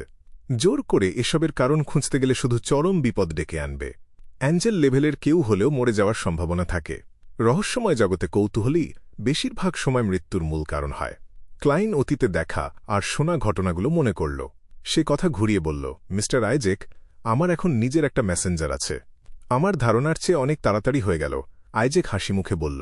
ক্লাইন সহজভাবে বুঝিয়ে বলল সে কিভাবে মন্ত্রটা বদলেছে, কিভাবে সমনিং সম্পন্ন করেছে, আর শেষে স্পিরিট ওয়ার্ল্ডে কেমন এক অদ্ভুত অভিজ্ঞতার মুখোমুখি হয়েছে। স্পিরিট ওয়ার্ল্ডের কোনো প্রাণীকে ডাকতে গেলে যদি কাজটা সংশ্লিষ্ট পেশার কেউ না করে, তাহলে এমন ঘটনা ঘটার সম্ভাবনা আসলেই থাকে। কাঙ্ক্ষিত ফল পাওয়ার আগে বারবার চেষ্টা করতে হয়, কিন্তু বারবার চেষ্টা করলে বিপদেও পড়ার সম্ভাবনা থাকে। বন্ধুসুলভ এমন বিশেষণ যোগ করলেও পুরোপুরি নিরাপদ থাকে না। যাকে ডেকে আনা হয় সে হয়তো তোমার ক্ষতি করতে চাইবে না, কোনো খারাপ ইচ্ছাও তার থাকবে না, কিন্তু এর মানে এই না যে তার অস্তিত্বই তোমার ক্ষতি করবে না। শুধু তার আভাটাই তোমাকে রক্তের ডোবায় পরিণত করে দিতে পারে। কল্পনার চেয়ে দ্রুতগতির সেই প্রাণীর কথা, সহজে চোখ এড়িয়ে যাওয়া সেই সত্তার কথা, আর অসম্ভব টিকে থাকার ক্ষমতাওয়ালা সেই প্রাণীটার কথা শোনার পর আইজেক হেসে তাকে সতর্ক করে দিল। তারপর জিজ্ঞেস করল, শেষমেশ কিভাবে সফল হলে? ক্লাইন একটু লজ্জা পেয়ে বলল, শেষ বাক্যটা বদলে দিয়েছিলাম, লিখেছিলাম এমন একটা অনন্য সত্তা যে আমার মেসেঞ্জার হতে রাজি। আইজেক কয়েক সেকেন্ডের জন্য থমকে গেল, কৌতূহলী চোখে ক্লাইনের দিকে তাকাল। এই বর্ণনাটা তো বড্ড সাধারণত এতে কাজ হয় না। হয়তো একটু ভাগ্য ভালো ছিল। ক্লাইন সাবধানে তার মেসেঞ্জারের চেহারার বর্ণনা দিল, তবে স্বর্ণমুদ্রার অনুরোধের ব্যাপারটা চেপে গেল। আইজেক ভালোমতো ভেবে বলল, এই স্পিরিট ওয়ার্ল্ড প্রাণীটার কথা আমার মনে পড়ছে না, কিন্তু যেহেতু তুমি চুক্তিতে সই করে ফেলেছ আর আন্ডারওয়ার্ল্ডকে সাক্ষী রেখেছ, তাই সে সম্ভবত তোমার কোনো ক্ষতি করবে না। তবু যতক্ষণ না তুমি তাকে পুরোপুরি চিনবে, ততক্ষণ চিঠি পাঠানো ছাড়া তাকে দিয়ে আর কিছু করানোর চেষ্টা করো না, ঠিক আছে? ক্লাইন বলতে যাচ্ছিল যে চিঠি পাঠানো ছাড়া তার এমনিতেও আর কিছু দরকার নেই। ঠিক তখনই মিস্টার এর সাথে তার লড়াইটার কথা মনে পড়ল। ঘরটা একটু সময়ের জন্য নীরব হয়ে গেল। তারপর ক্লাইন কথাটা মূল প্রসঙ্গে ফিরিয়ে আনল। মিস্টার আইজেক, আমরা ব্ল্যাক ডেথের দিকে কখন রওনা হতে পারব? যত দেরি হবে, ব্ল্যাক ডেথে রেখে আসা জিনিসগুলো দৈনিক সাফাইয়ের সময় পরিষ্কার হয়ে যাওয়ার আশঙ্কা ততই বাড়বে। এখনই। আইজেক উঠে দাঁড়াল, মাথায় টুপি পরে নিল। ক্লাইন আগেই গুছিয়ে তৈরি হয়েছিল। আজ রাতে কাজে নামলে কোনো বিপদ আছে কিনা সেটা ডিভাইন করার জন্য সে ওয়াশরুমে যাওয়ার অজুহাত খুঁজছিল। ঠিক তখন আইজেক তার কাঁধে হাত দিয়ে তাকে টেনে স্পিরিট ওয়ার্ল্ডে নিয়ে এল। স্তূপীকৃত রং আর প্রায় আকারহীন অবয়বগুলোর ভেতর সে শুনতে পেল মিস্টার আইজেক বলছে, চলো শুরু করি। এত সরাসরি কনফার্ম করার দরকার নেই। হয়তো বড় মাপের কারো নিজস্ব উপায় থাকে বিপদের মাত্রা মাপার। ক্লাইন মনে মনে গজগজ করল। তারপর তার ছড়িটা উঁচু করে রেখে আসা জিনিসগুলোর অবস্থান ডিভাইন করতে শুরু করল। ছড়িটা নিজে থেকেই উড়ে গিয়ে সামনে গড়িয়ে গড়িয়ে এগোতে লাগল। আইজেক ক্লাইনকে সঙ্গে নিয়ে তার পেছন পেছন স্পিরিট ওয়ার্ল্ডের ভেতর দিয়ে মসৃণভাবে চলতে লাগল। অল্প সময়ের মধ্যেই কালো শক্ত কাঠের ছড়িটা এক জায়গায় থেমে গেল, যার সামনে ঘন কালো ছায়াগুলো স্তূপ হয়ে জমেছিল। এই বিমূর্ত দৃশ্যের ভেতর দিয়ে ক্লাইন আবছাভাবে চিনতে পারল এটা ব্ল্যাক ডেথের মতো কিছু একটা। ঠিক এই মুহূর্তে আইজেকের শরীরটা থেমে গেল। সে গম্ভীর গলায় বলল, এখানকার আত্মারা আমাকে জানাচ্ছে যে বিপদ আছে। বিপদ আছে? এমন কিছু যেটা মিস্টার আইজেকের কাছেও বিপজ্জনক মনে হচ্ছে। ভাইস অ্যাডমিরাল এইলমেন্ট কি কারো সাহায্য পেয়েছে? দানবী সম্প্রদায়ের কোনো উঁচু পর্যায়ের সদস্য? ক্লাইনের ভ্রু হঠাৎ কুঁচকে গেল। সে এই বড় মাপের মানুষটার বিচারের ওপর পুরোপুরি আস্থা রাখল, কারণ ডেথ পাথওয়ের সিকোয়েন্স 7 হচ্ছে স্পিরিট মিডিয়াম। ডেমিগড পর্যায়ে পৌঁছালে এই ধরনের বিপদ টের পাওয়াটা স্বাভাবিক। আইজেক চোখটা আধবোজা করে 2 সেকেন্ড থাকল, তারপর চোখ খুলল। তবে সমস্যাটা গুরুতর না। চলো ভেতরে ঢুকি। সমস্যাটা গুরুতর না। তোমার দিক থেকে দেখলে হয়তো না। ক্লাইনের ঠোঁটের কোণা একটু কুঁচকে গেল। সে ঠিক করল চেহারা বদলে নেবে। এতে যদি লড়াইয়ে কুলিয়ে না উঠতে পারে আর কোনোমতে পালাতে হয়, তবু কারো বাড়ির দরজায় এসে কড়া নাড়ার ভয় থাকবে না। মুহূর্তের মধ্যে ক্লাইনের চোয়ালটা চওড়া হয়ে গেল, চোখজোড়া হয়ে গেল ঠান্ডা কালচে সবুজ, চুলগুলো বাদামি হয়ে গেল, মাথার পেছনে প্রাচীন এক যোদ্ধার মতো খোঁপা করে বাঁধা। সে ক্রিপিং হাঙ্গারের আগের মালিক ভাইস অ্যাডমিরাল হারিকেন চিলাঙ্গোসের ছদ্মবেশ ধারণ করেছে। আইজেক তার দিকে একবার তাকাল, তারপর চারপাশটা হঠাৎ যেন নিচের দিকে ডুবে গেল, নানা উজ্জ্বল রং চোখের সামনে দিয়ে ছুটে গেল। চোখের পলকে ক্লাইন নিজেকে আবার এইলমেন্ট মেইডেন ট্রেসির ক্যাপ্টেন্স কেবিনে আবিষ্কার করল। এই সাহসী আর উজ্জ্বল মহিলা জলদস্যু এবার অন্য একটা সাদা শার্ট পরেছিল। তার বাঁ কাঁধে স্পষ্ট একটা ব্যান্ডেজ বাঁধা। কালো চুলগুলো এবার আগের মতো খোলা না, পেঁচিয়ে উপরে তুলে রাখা। এই হঠাৎ আসা অতিথিদের দেখেও সে কোনোরকম ভয় বা চমকের ছাপ দেখাল না, বরং মুখে হাসি ফুটিয়ে তুলল। ঠিক এই মুহূর্তে কোথা থেকে, যে জায়গাটা ঠিক চিহ্নিত করা যাচ্ছে না, এক মৃদু মেলি কণ্ঠস্বর ভেসে এল। তুমি? এটা তুমি? মেলি গলার ওই অবাক আর কৌতূহলী আওয়াজ শুনে ক্লাইন চমকে উঠল। সে ভাবল কেউ বুঝি তাকে চিনে ফেলেছে, কিন্তু পর মুহূর্তেই সে নিজেকে সামলে নিল, কারণ এই মুহূর্তে তার চেহারা মৃত ভাইস অ্যাডমিরাল হারিকেন চিলাঙ্গোসের মতো। আর চিলাঙ্গোসের ভিতরে আছে পাগল অ্যাডভেঞ্চারার গিরম্যান শার্লক। আবার গিরম্যান স্প্যারোর ভিতরে আছে গ্রেট ডিটেকটিভ শার্লক মরিয়ার্টির পরিচয়। আর শার্লক মরিয়ার্টির ভিতরে লুকিয়ে আছে আসল ক্লাইন মোরেত্তি। এখানেই শেষ না, ক্লাইন মোরেত্তির গভীরে আছেন মিস্টার ফুল, আর তার সাথে ঝৌমিংরুই। ও আমার আসল সত্তা সরাসরি দেখতে পারবে এমন কোনো কারণ নেই। তাছাড়া ক্লাইন মোরেত্তির মতো এক তুচ্ছ চরিত্রের কথা ও জানবেই বা কিভাবে? এমনকি ভাইস অ্যাডমিরাল হারিকেন চিলাঙ্গোসকে দেখলেও ভাইস অ্যাডমিরাল এইলমেন্ট ট্রেসির হেল্পারের অবাক হওয়ার কথা না। একজন সিকোয়েন্স 5 পাইরেট অ্যাডমিরাল বিশেষভাবে ডেকে এনে নিজেকে রক্ষা করতে আর শত্রুকে সামলাতে যাকে নিয়োগ করে, সে অন্তত সিকোয়েন্স 4-এর ডেমিগড হবেই। তাহলে কি ওই কথাটা মিস্টার আইজেককে উদ্দেশ্য করে বলা? ব্যাকল্যান্ডে রাজপরিবার আর ইনসে জ্যাংউইলের সাথে যে ডেমনেস পাওয়ার তাদের চুক্তি ভেস্তে দিয়েছিল মিস্টার আইজেক, সেই হাই র্যাঙ্কিং ডেমনেস কি তাকে চেনে, নাকি তার পূর্বজন্মগুলোর কোনো একটা থেকে চেনে? ক্লাইন দ্রুত মাথা থেকে এলোমেলো চিন্তা সরিয়ে দিল। সে ট্রেসি আর তার হেল্পারের হঠাৎ আক্রমণের ব্যাপারে সতর্ক রইল। চোখের কোণ দিয়ে সে মিস্টার আইজেকের প্রতিক্রিয়াও দেখার চেষ্টা করল। এক রহস্যময় শক্তিশালী চরিত্র এসে হাজির হবে, সেটা নিয়ে ক্লাইন খুব একটা অবাক হয়নি। প্রথমত, মিস্টার আইজেক আগেই সাবধান করে দিয়েছিলেন। দ্বিতীয়ত, সে বিশ্বাস করত যে ভাইস অ্যাডমিরাল এইলমেন্ট ট্রেসি অহংকারী, বোকা মেয়ে না। কে তাকে মারতে চাইছে, কেন চাইছে, কিছুই না জেনে প্রায় মৃত্যুর মুখে পড়ে গিয়েছিল সে। এমন অবস্থায় ট্রেসি যে রস্টেড আর্কিপেলাগো ছেড়ে ডেমনেস সেক্টের উপরের মহলে সাহায্য চাইতে যাবে, এটাই স্বাভাবিক। শুধু একটাই ব্যাপার ক্লাইনের ভাবনায় ছিল না, হেল্পার এত তাড়াতাড়ি চলে আসবে। মনে হচ্ছিল ও আশেপাশেই কোথাও ছিল, কিংবা ওর কাছে ট্র্যাভেলারের মতো কোনো বিশেষ জিনিস আছে। মেলি গলার ধরন আর তাতে মেশানো কোমল সুর শুনে ক্লাইন অনুমান করল এ ডেমিগড লেভেলের কোনো ডেমনেস। মোটা কার্পেটের উপর দাঁড়িয়ে আইজেক 2 সেকেন্ড ইতস্তত করে বলল, তুমি আমাকে চেনো? গলার সুরটা একটু অনিশ্চিত শোনাল। আচ্ছা, আমার বড় ভাইজান কি কোনো এক সময় কোনো ডেমনেসের সাথে কিছুদিন কাটিয়েছিলেন নাকি? না না, এভাবে ভাবা ঠিক না।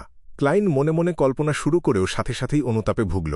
সে লক্ষ্য করল ভাইস অ্যাডমিরাল এইলমেন্ট ট্রেসির মুখে এক হতভম্ব ভাব ফুটে উঠেছে। তার আত্মবিশ্বাস আর শান্ত ভাবটা মিলিয়ে গিয়ে কেমন বিভ্রান্তি দেখা দিল। অদৃশ্য সেই কোমল মেয়েলি কণ্ঠ আবার বেজে উঠল, আমি অবশ্যই তোমাকে চিনি, তোমারও আমাকে চেনা উচিত। আইজেক কান একদিকে ফিরিয়ে কিছুক্ষণ শুনল, তারপর মাথা নেড়ে বিষণ্ণ একটা হাসি দিল। আমি দুঃখিত, বারবার আমার স্মৃতি হারিয়ে যাচ্ছে, এখন সেগুলো ফিরে পাওয়ার চেষ্টা করছি। তুমি যদি মনে করিয়ে দাও, আমার স্মৃতিগুলো জেগে উঠতে সাহায্য করো, আমি তোমার কাছে কৃতজ্ঞ থাকব। ওদের কথা শুনে ট্রেসির বিভ্রান্ত আর গোলমেলে ভাবটা থিতিয়ে এল। সে সতর্ক চোখে ক্লাইনের দিকে তাকাল, কিন্তু ভাইস অ্যাডমিরাল হারিকেন চিলাঙ্গোসের মুখটা দেখে সে ভ্রু কুঁচকাল। কোমল গলার মেয়েটা একটা দীর্ঘশ্বাস ফেলল। আমাদের শেষ দেখা হয়েছিল 1300 বছর আগে। তখন প্রাইমর্ডিয়াল আর ডেথ এক হয়ে কাজ করছিল। ওরাই উত্তর মহাদেশে পেল ডিজাস্টার ঘটিয়েছিল। হয়তো তুমি ভুলে গেছ, আমরা একসাথে অ্যাভারনাইট গডেসের চার্চের সেইন্ট আর অ্যাঞ্জেলদের বিরুদ্ধে লড়েছিলাম। আমি এই ইতিহাসটা জানি। সম্রাট রোজেলের ডায়েরিতে এর কথা লেখা ছিল। মিস্টার ডোর বলেছিলেন ওই যুদ্ধে আদিম দানবী মারাত্মক আঘাত পেয়েছিল, আর সম্প্রতি সে আবার অবতরণ করতে পেরেছে। আর ডেথ সরাসরি ধ্বংস হয়ে গিয়েছিল, আর তার মৃত্যুর ফলে তৈরি হয়েছিল বার্সার্ক সি, যেটা এখন উত্তর আর দক্ষিণ মহাদেশকে আলাদা করে রেখেছে। ডেমনেস সেক্ট আর ডেথের শক্তিদের আগে থেকেই বন্ধুত্ব ছিল, তাই ডেমিগড র্যাঙ্কের কোনো ডেমনেস যে মিস্টার আইজেককে চিনবে সেটা অস্বাভাবিক না। বাপরে, এই মহিলা তাহলে কম করে হলেও 1400 বছর বেঁচে আছে। ক্লাইন বেশ সৃজনশীল কল্পনা শক্তি দিয়ে ভাবল। এরপরই সে আবার বিভ্রান্ত হল। সে আগে ভেবেছিল war of the 4 emperors a blood emperor Alistair টিউডারের দৃষ্টিতে পড়ে মিস্টার আইজেক মারাত্মক আঘাত পেয়েছিলেন। সেই কারণেই তিনি বারবার স্মৃতি হারিয়ে ফেলেন, অতীত ভুলে যান। কিন্তু এই ডেমিগড ডেমনেস যা বলল, তাতে বোঝা যাচ্ছে আইজেক শুধু সেই যুদ্ধেই বাঁচেননি, বহু বছর পরে পেল ডিজাস্টারেও অংশ নিয়েছিলেন। মাঝখানের সময় তার স্মৃতি নিয়ে কোনো সমস্যা ছিল বলে মনে হয় না। আইজেক চোখ বন্ধ করল, যেন স্মৃতিগুলো নিজের ভেতর থেকে চেপে বের করার চেষ্টা করছে। কয়েক সেকেন্ড পর সে দ্বিধাভরে জিজ্ঞেস করল, ক্যাটারিনা পেলে, তুমি এখন ডিমোনেস অফ আনেজিং হয়ে গেছ? তুমি যে এখনও আমাকে মনে রেখেছ, এটাই আমার কাছে অনেক বড়। আমি তো তখন তোমার তুলনায় একদম দুর্বল ছিলাম। কথাটা বলতে বলতেই ভাইস অ্যাডমিরাল এলমেন্ট ট্রেসির পাশে একটা অবয়ব ফুটে উঠল। মেয়েটি পরে আছে সাদা একটা সরল পবিত্র গাউন। গাউনের পাশে গভীর চেরা, যেখান থেকে তার নিখুঁত পা দেখা যাচ্ছে। তার ত্বক বরফের মতো সাদা, আর কোনো অল্পবয়সী মেয়ের মতো কোমল। মেয়েটার চুল কালো, চোখ নীল। দেখতে সে অভিজাত আর সুন্দরী, তার মধ্যে এক অদ্ভুত আকর্ষণ আছে যেটা ভাষায় বলা যায় না। সে আইজ্যাক এগার্সের দিকে তাকাল, ঠোঁটের কোণে ফুটে উঠল এক মৃদু হাসি। 1000 বছরের বেশি সময় কেটে গেছে। আমরা দুজনেই বেঁচে আছি, আবার দেখা হল, এটা আমাদের জন্য আনন্দের ব্যাপার। বালাম এম্পায়ার এর mister death console. Mister Isaac ছিলেন বালাম এম্পায়ারের ডেথ কনসোল। এটা তো ডেথ পাথওয়ের পরবর্তী একটা পোর্শনের নাম। এই ডিমোনেস অফ আনেজিং ক্যাটারিনা পেলেকে দেখলে মনে হয় 30-এর কোঠায় বয়স, অভিজাত আর পবিত্র, কিন্তু একই সাথে এক পরিণত নারীর আকর্ষণ ছড়িয়ে দিচ্ছে। দাঁড়াও, আমি এসব কি ভাবছি? ওর প্লেজারের সম্মোহন এর মধ্যেই এত শক্তিশালী হয়ে গেল। ক্লাইন তাড়াতাড়ি দৃষ্টি সরিয়ে নিল। প্রায় কোগিটেশন ব্যবহার করতে হয়েছিল নিজের মনকে শান্ত রাখার জন্য। আইজ্যাক কিছু বলার আগেই ক্যাটারিনা পেলে সুরেলা গলায় বলে উঠল, আমার ভীষণ কৌতূহল হচ্ছে, তুমি কেন এখনও বারবার স্মৃতি হারাচ্ছ? আমার যতদূর মনে পড়ে, এটা শুধু তোমার পাথওয়ের আনডাইং স্টেজে হওয়ার কথা। প্রতি 60 বছরে একবার মৃত্যু, তারপর আবার পুনরুজ্জীবন, আর অতীত ভুলে যাওয়া। কিন্তু তুমি তো অনেক আগেই সেই অভিশাপ পার করে এসেছ। পেল ডিজাস্টারের শেষে তোমার সাথে কি হয়েছিল? হি, তখন 7 দেবতা ভেঙে পড়েছিল, একে অপরকে শত্রু মনে করত। আমরা দুজনেই ভেবেছিলাম প্রাইমর্ডিয়াল আর ডেথ জিতে যাবে। কিন্তু কে ভেবেছিল সবচেয়ে অহংকারী সান আর সবচেয়ে গর্বিত টাইরেন্ট তাদের মাথা নত করবে? ওরা আবার দ্রুত হাত মেলাল। যদি আমি ভাগ্যক্রমে উন্নতি না করতাম, তাহলে আমিও হয়তো ওই ডিভাইন ব্যাটলের শেষে শেষ হয়ে যেতাম। আমার বিশ্বাস তুমিও কোনো ক্ষতির শিকার হয়েছিলে, যেটার কারণে এখন তোমার এই অবস্থা। ডেথের মৃত্যুটা তোমার জন্যই সবচেয়ে বড় আঘাত। আইজ্যাক চুপ করে গেল। তার মুখে ফুটে উঠল এক অস্পষ্ট কষ্টভরা অভিব্যক্তি। আমি মনে করতে পারছি না। ঠিক এই মুহূর্তে ক্লাইন বুঝতে পারল, ক্যাটারিনা পেলেকে দেখলে কোথাও যেন চেনা চেনা লাগে। সে সন্দেহ করতে শুরু করল, এই কি সেই সাদা পোশাক পরা মহিলা যে ম্যাডাম শ্যারনকে ডেমনেসের পথে নামিয়েছিল? হঠাৎ ক্যাটারিনার চোখ ক্লাইনের দিকে ঘুরল। সে আইজ্যাকের দিকে তাকিয়ে মৃদু হেসে বলল, আজ যে কারণে এসেছ সেটা নিশ্চয়ই ভোলনি। আমার ভীষণ কৌতূহল, ও কেন ট্রেসিকে মারতে চাইছে? ন্যায় বিচারের জন্য। ডিমোনেস অফ আনেজিং এক ঝলক দৃষ্টিতে যেন গোপন প্রেম আর মিষ্টি দুষ্টুমি মিশিয়ে দিল। হঠাৎ করেই তাকে দেখতে অল্প বয়সী এক কিশোরীর মতো লাগল। তার মুখাবয়ব আর হাবভাব জাদুকরীভাবেই সেই অনুভূতি ফুটিয়ে তুলছিল। কোনো পরিণত নারীর কচি সাজার সেই দৃষ্টিকটু ভাবটা একটুও ছিল মোহনীয়া। Wait, I must not modify anything else. In the original it was ছিল না। কোনো পরিণত নারীর কচি সাজার সেই দৃষ্টিকটু ভাবটা একটুও ছিল না। ওই মুহূর্তে ক্লাইনের কাছে তাকে 17 বছরের এক কিশোরী মনে হল। ও এর মধ্যেই নারীর প্রতিটা আকর্ষণ নিখুঁতভাবে ফুটিয়ে তুলতে পারে। ওর ত্বক, মুখাবয়ব, হাবভাব সবই তার সাথে মানিয়ে গেছে। ডিমোনেস অফ আনেজিং থেকে এর বেশি আর কি আশা করা যায়? ক্লাইন এই অজানা আকর্ষণের বিরুদ্ধে কোজিটেশন ব্যবহার করে রুখে দাঁড়ানোর চেষ্টা করল। সে নিজে থেকেই এলমেন্ট মেডেন ট্রেসির দিকে তাকাল। জিমি নেকার নামের ব্যবসায়ীটাকে চেনো?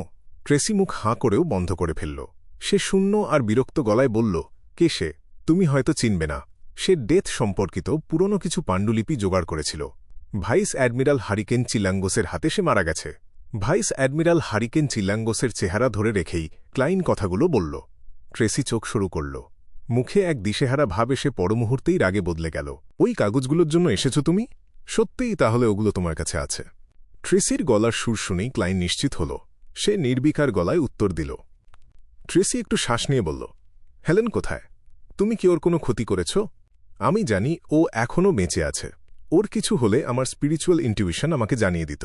ক্লাইন অস্পষ্ট কোনো উত্তর দিতে চাইল না। সে সরাসরি বলল, ও ইন্টিসে ফিরে গেছে, নতুন এক জীবন শুরু করেছে।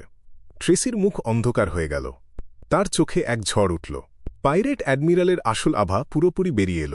কিন্তু আইজ্যাক একবার মাত্র আলগাভাবে চোখ বুলিয়ে দিতেই ট্রেসি সাথে সাথে শান্ত হয়ে গেল। ট্রেসির ঠোঁটের কোণে ফুটে উঠল এক চিকন হাসি। হ্যাঁ, বালাম এম্পায়ারের রাজপরিবারের সমাধি থেকে পাওয়া ওই কাগজগুলো আমার কাছেই আছে। কিন্তু আমার ওসবে কোনো আগ্রহ ছিল না। আমি ওপর একটু চোখ বুলিয়েই ওগুলো সেক্টের হাতে তুলে দিয়েছি। হে, তুমি আমাকে মেরে ফেলতে পারলেও ওগুলো পেতে না। আমি ভালো করে পড়িনি, তাই আমার আত্মাকে চ্যানেল করেও তুমি ওগুলো ফিরিয়ে আনতে পারবে না। দুঃখজনকভাবে আমি প্রাণ দিতে রাজি না। নাহলে তোমার সেই হতাশার মুখটা দেখা নিঃসন্দেহে দারুণ মজার হতো। ক্লাইন শান্তভাবে বলল, না, আমি হতাশ হব না।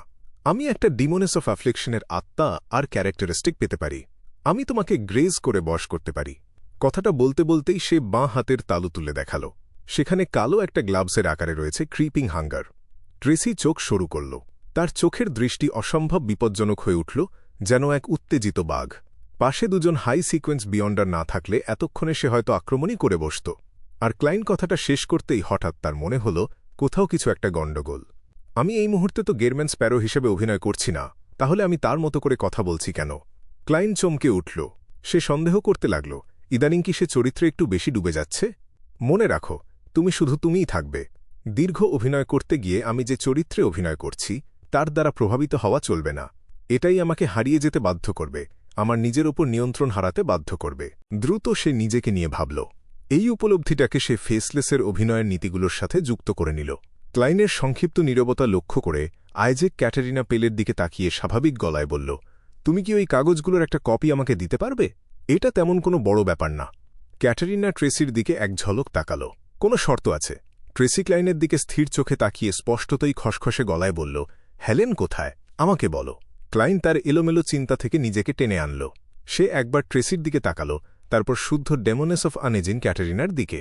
সে ইতোমধ্যেই সিদ্ধান্ত নিয়ে ফেলেছিল, তবুও কেন যেন একটা দ্বিধা তাকে আঁকড়ে ধরল। সে মিস্টার আইজ্যাকের দিকে ফিরে তাকাল। দেখল তার মুখে এক উষ্ণ হাসি। সে ক্লাইনকে তাড়া দিচ্ছেন না, জোরও করছেন না। ক্লাইন দৃষ্টি ফিরিয়ে নিয়ে শুধু সংক্ষেপে বলল, আমি না করছি।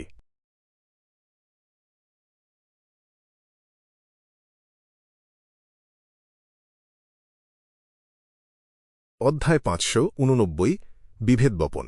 এক মুহূর্তের জন্য ক্লাইনের মনে হল ট্রেসি বুঝি সরাসরি তার উপর ঝাঁপিয়ে পড়বে। ট্রেসির মুখ রাগে লাল হয়ে উঠেছিল। তার নীল চোখ দুটো গাঢ় হয়ে গিয়েছিল, ঠিক যেন ঝড়ের ঠিক আগের সমুদ্রের পৃষ্ঠ। কিন্তু শেষমেশ ট্রেসি কোনো বেপরোয়া কিছু করল না। সে ক্যাটারিনা পেলের দিকে তাকাল, ডেমনেস অফ আনেজিংয়ের সিদ্ধান্তের জন্য অপেক্ষা করল। ট্রেসি ভালো করেই জানত, সিকোয়েন্স 5 আর সিকোয়েন্স 4-এর মাঝে যদিও মাত্র এক ধাপের ফারাক, তবুও তাদের মধ্যে গুণগত পার্থক্যটা বিশাল। কোনো লড়াইয়ের কৌশল কিংবা দক্ষতা দিয়ে এই ফাঁক পূরণ করা যায় না। একজন তো বিশেষ ক্ষমতাসম্পন্ন সাধারণ মানুষ মাত্র, আর অন্যজন ইতিমধ্যেই ডেমিগড, কিংবদন্তির এক প্রাণী যার শরীরে আছে গডহুড। তাছাড়া সামনে দাঁড়িয়ে থাকা দুজন স্পষ্টতই সিকোয়েন্স 4 নয়। তাদের সামনে দাঁড়িয়ে ট্রেসির নিজেকে এক নিচু সারির বিয়ন্ডার মনে হচ্ছিল। ক্যাটারিনা পেলে রাগ করল না। সে চিলাঙ্গোসের মুখ পড়ে থাকা ক্লাইনের দিকে তাকাল, চোখ দুটো ক্লাইনের সারা শরীরে ঘুরিয়ে আনল, আর হালকা হাসল। বলল, কি মজার ছেলে। যদি মিস্টার ডেথ কনসোল এখানে না থাকতেন, হয়তো আমি মনের ভেতরের ঝড়টা লুকিয়ে রাখতাম না। তোমার সাথে হঠাৎ এক অপ্রত্যাশিত দেখা হতো, আর তা থেকে একটা বিশুদ্ধ রোমান্টিক গল্প তৈরি হতো। না না, এসব আপনি চাইবেন না, এটা শুনতে আসলেই ভয়ঙ্কর। ক্লাইন তার দিকে তাকানোর সাহস পেল না, একদৃষ্টিতে ট্রেসির দিকে তাকিয়ে রইল। আইজ্যাক কোনো জবাব দিল না দেখে ক্যাটারিনা চোখ সরিয়ে নিল। তার সুরেলা গলায় সে ট্রেসিকে বলল, কষ্টটা মেনে নাও। এই যন্ত্রণা হয়তো তোমার জন্য উপকারী কিছু বয়ে আনবে। তারপর সে আইজ্যাকের দিকে তাকাল। বলল, ওই দলিলগুলোর কথা আমার মনে আছে। সেখানে লেখা ছিল ব্যালাম রয়্যালটি কিভাবে ডেথকে পুনরুজ্জীবিত করার নানান চেষ্টা করেছিল। তবে দুঃখজনকভাবে প্রত্যেকটা চেষ্টা শোচনীয়ভাবে ব্যর্থ হয়। শেষের দিকে তারা একটা কৃত্রিম ডেথ বানানোর কথাও ভাবছিল। এখনও তোমার আগ্রহ আছে এতে? কৃত্রিম ডেথ? ডেথ আবার কৃত্রিম হয় কিভাবে? ইউনিকনেস আর বিয়ন্ডার ক্যারেক্টারিস্টিক্স ছাড়া আর কি উপায় থাকতে পারে? এটা তো এমন কিছু না যে রাস্তায় পেয়ে যাবে। আগের ব্যালাম এম্পায়ার আর এখনকার নিউমিনাস এপিস্কোপেট সবাই কি পাগল হয়ে গিয়েছিল? ক্লাইন মনে মনে বিড়বিড় করল, দুই ডেমিগডের কথার মাঝে ঢুকল না। আইজ্যাক 2 সেকেন্ড চিন্তা করল, তারপর জিজ্ঞেস করল, এর জন্য আমাকে কি মূল্য দিতে হবে? ক্যাটারিনা যৌবনদীপ্ত একটা হাসি দিল। বলল, না, কিছুই দিতে হবে না। আমি ভেবেছি তোমাকে স্মৃতি ফিরে পেতে আর অতীত খুঁজে পেতে সাহায্য করা, যাতে তুমি আবার সেই আগের ডেথ কনসোল হতে পারো। এটা বেশ মজার একটা ব্যাপার হবে। এতে এই দুনিয়ায় আরও পরিবর্তন আর মজা আসবে। এই কথাগুলো শুনে মনে হচ্ছে যেন কোনো বিদ্রোহী কিশোরী বলছে। ডিমনেস অফ আনেজিং শুধু শরীরে না, মনেও বুড়ো হয় না। ক্লাইনের কাছে তার চিন্তাভাবনা ধরা প্রায় অসম্ভব মনে হল। হয়তো শুধু স্পেকটেটর পাথওয়ের সিকোয়েন্স 6 কিংবা 5, এমনকি সিকোয়েন্স 4 হলেই বুঝতে পারবে। সে অবচেতনেই অনুমান করল। আইজ্যাক মাথা নাড়ল, ডান হাতটা বাড়িয়ে দিল। ঘরের ভেতর থেকে একটা কাগজ আর একটা ফাউন্টেন পেন আপনা আপনি উড়ে এলো, যেন অদৃশ্য আত্মারা তার সেবায় নিযুক্ত। কাগজে কিছু লিখে সে সেটা ছুঁড়ে দিল। বলল, তুমি আমার দুধকে ডাকতে পারবে। তাহলে শুধু একটা তামার বাঁশিই আছে। 1000 বছরের বেশি সময় ধরে কার্যকর থাকতে হলে সেই কপার হুইসেলটা নিশ্চয়ই কোনো সাধারণ জিনিস না। ক্লাইনের হাতটা নিজের পকেটে রাখা আইজেকের কপার হুইসেল ছুঁতে চাইল, কিন্তু সে নিজেকে সামলে নিল। ক্যাটারিনা কাগজটা ধরে চোখ বুলাল, ঠোঁট দুটোকে হালকা হাসিতে ভাঁজ করল। বলল, আমি ভেবেছিলাম তুমি সরাসরি বলে দেবে আন্ডারওয়ার্ল্ডের কোথায়। সে চোখ তুলে তাকাল। তার নীল চোখে কোনো এক অবর্ণনীয় উষ্ণতা ছড়িয়ে পড়ল, আর সে মৃদু হাসল। বলল, আমার আজও মনে আছে আগের মিস্টার ডেথ কনসোল কতটা শক্তিশালী, কতটা ঠান্ডা একজন মানুষ ছিলেন। তিনি আমার মনে গভীর ছাপ রেখে গিয়েছিলেন। আমি জানতে চাই, কেন তুমি এতটা নরম হয়ে গেছ? আইজেক মুঠো করা হাতটা মুখের কাছে নিল, একটু তিতা হাসি দিয়ে মাথা নাড়ল। বলল, আমি অমর, কিন্তু এর মানে এই না যে আমি বুড়ো হই না। মানুষ একবার বুড়ো হলে প্রায়ই শান্ত হয়ে পড়ে। ক্যাটারিনার চোখের গভীরে কিছু একটা চমকে উঠল। সে কিছু লুকাল না, বলল, আমি অপেক্ষা করছি সেই দিনের জন্য যেদিন তোমার সব স্মৃতি ফিরে আসবে। আমি দেখতে চাই এখনকার তুমিকে তুমি তখন কিভাবে বিচার করো। কথাটা বলতে বলতে সে একটু ঠোঁট বাঁকাল আর ক্লাইনের দিকে চোখ টিপল। বলল, হয়তো আমরা এমন এক অস্তিত্বকে মুক্তি দিয়ে দেব যে কোনো শয়তানের চেয়েও বেশি অশুভ। এ মেয়েটা বিভেদ বপন করছে, তাই না? ক্লাইন মনে মনে গজগজ করল, কিন্তু তার মনে পড়ে গেল বহু ইতিহাসের বইয়ে আর চার্চের গ্রন্থে লিপিবদ্ধ পেল ডিজাস্টারের কথা। সেই দুর্যোগে অসংখ্য মানুষ মারা গিয়েছিল, নর্দার্ন কন্টিনেন্ট পরিণত হয়েছিল এক জীবন্ত নরকে। আর এই দুর্যোগের নেতৃত্বে মূলত ছিল ডেথ আর আদিম দানবী, সাথে ডেথের অনুসারীরা আর সাদার্ন কন্টিনেন্ট থেকে আসা দানবী সম্প্রদায়। পুরো এই ঘটনায় মিস্টার আইজেক, যাকে ডেথ কনসোল বলে ডাকা হতো, নিশ্চয়ই এক বেশ গুরুত্বপূর্ণ ভূমিকা রেখেছিলেন। আইজেক কয়েক সেকেন্ড চুপ করে রইল, তারপর ক্লাইনের কাঁধ ধরে তাকে স্পিরিট ওয়ার্ল্ডে টেনে নিল আর তার ভেতর দিয়ে পাড়ি দিতে শুরু করল। মুহূর্তেই ব্ল্যাক ডেথের ক্যাপ্টেনের ক্যাবিনে পড়ে রইল শুধু demoness of unaging Catarina Pelle আর vice admiral element Tracy. Tracy সেই জায়গাটার দিকে তাকিয়ে রইল যেখান থেকে দুজন উধাও হয়ে গেছে। কিছুক্ষণ লাগল নিজেকে শান্ত করতে। তারপর দাঁতে দাঁত চেপে সে বলল, এই কথা আমি কোনোদিন ভুলব না। ক্যাটারিনা আবার তার বিশুদ্ধ ভঙ্গিতে ফিরে এল, মৃদু হাসল। বলল, কষ্টটাকে অনুভব করো। যত বেশি ব্যথা পাবে ততই বুঝবে তুমি কতটা দুর্বল। যখন ব্যথাটা একটা সীমায় পৌঁছাবে, তখন নিজেকে বদলানোর আকাঙ্ক্ষাও একটা নির্দিষ্ট তীব্রতায় পৌঁছাবে। তখনই তুমি পোষণ সহ্য করতে পারবে, রিচুয়ালের মাঝে গডহুড পেয়ে ডেমিগড হতে পারবে। কথাটা শুনে ট্রেসির হঠাৎ কিছু একটা মনে পড়ে গেল। তার মুখটা জমে গেল। সে বলে উঠল, হেলেন ব্ল্যাক ডেথ থেকে পালাতে পেরেছিল কারণ। ক্যাটারিনা মৃদু হাসল, বলল, তুমি আমার সবচেয়ে ছোট সন্তান, কিন্তু তুমিই সবচেয়ে সম্ভাবনাময়। ডেমিগড হয়ে ওঠার যোগ্যতা তোমারই সবচেয়ে বেশি। মা হিসাবে আমি স্বাভাবিকভাবেই তোমাকে সাহায্য করতে চাইব। ট্রেসির মুখের পেশিগুলো কেঁপে উঠল, তার চেহারা বিকৃত হয়ে গেল। সে বলল, ঠিকই বলেছ, আমার তো তোমার মতো এক মা আছে আর এক মম। প্রথমে কেন আমাকে সত্যিটা বলনি? তুমি তো স্পষ্ট জানতে আরও কয়েকটা পাথওয়ের মিড আর লো সিকোয়েন্সগুলোর কথা। ক্যাটারিনা ঘুরে দাঁড়াল, তার সাদা গাউনটা ফরফর করে উড়ে গেল। সে আকাশী সুরে বলল, আমাদের সবাইকে আদিমের কাছে পৌঁছাতে হবে। আমরা সবাই তাঁর সন্তান। কথাটা বলতে বলতেই ১০-২০ মিটার দীর্ঘ বিশাল পালতোলা জাহাজটার উপরে বয়ে যেতে শুরু করল নিঃশব্দ, অথচ উদ্দাম কালো আগুনের ঢেউ। আগুন প্রতিটা কোণায় ছড়িয়ে পড়ল, নিঃশব্দে জ্বলল, কিন্তু ব্ল্যাক ডেথের কোনো জলদস্যুকে এতটুকু আঘাত করল না যেন শুধু জমে থাকা ধুলো পরিষ্কার করছে।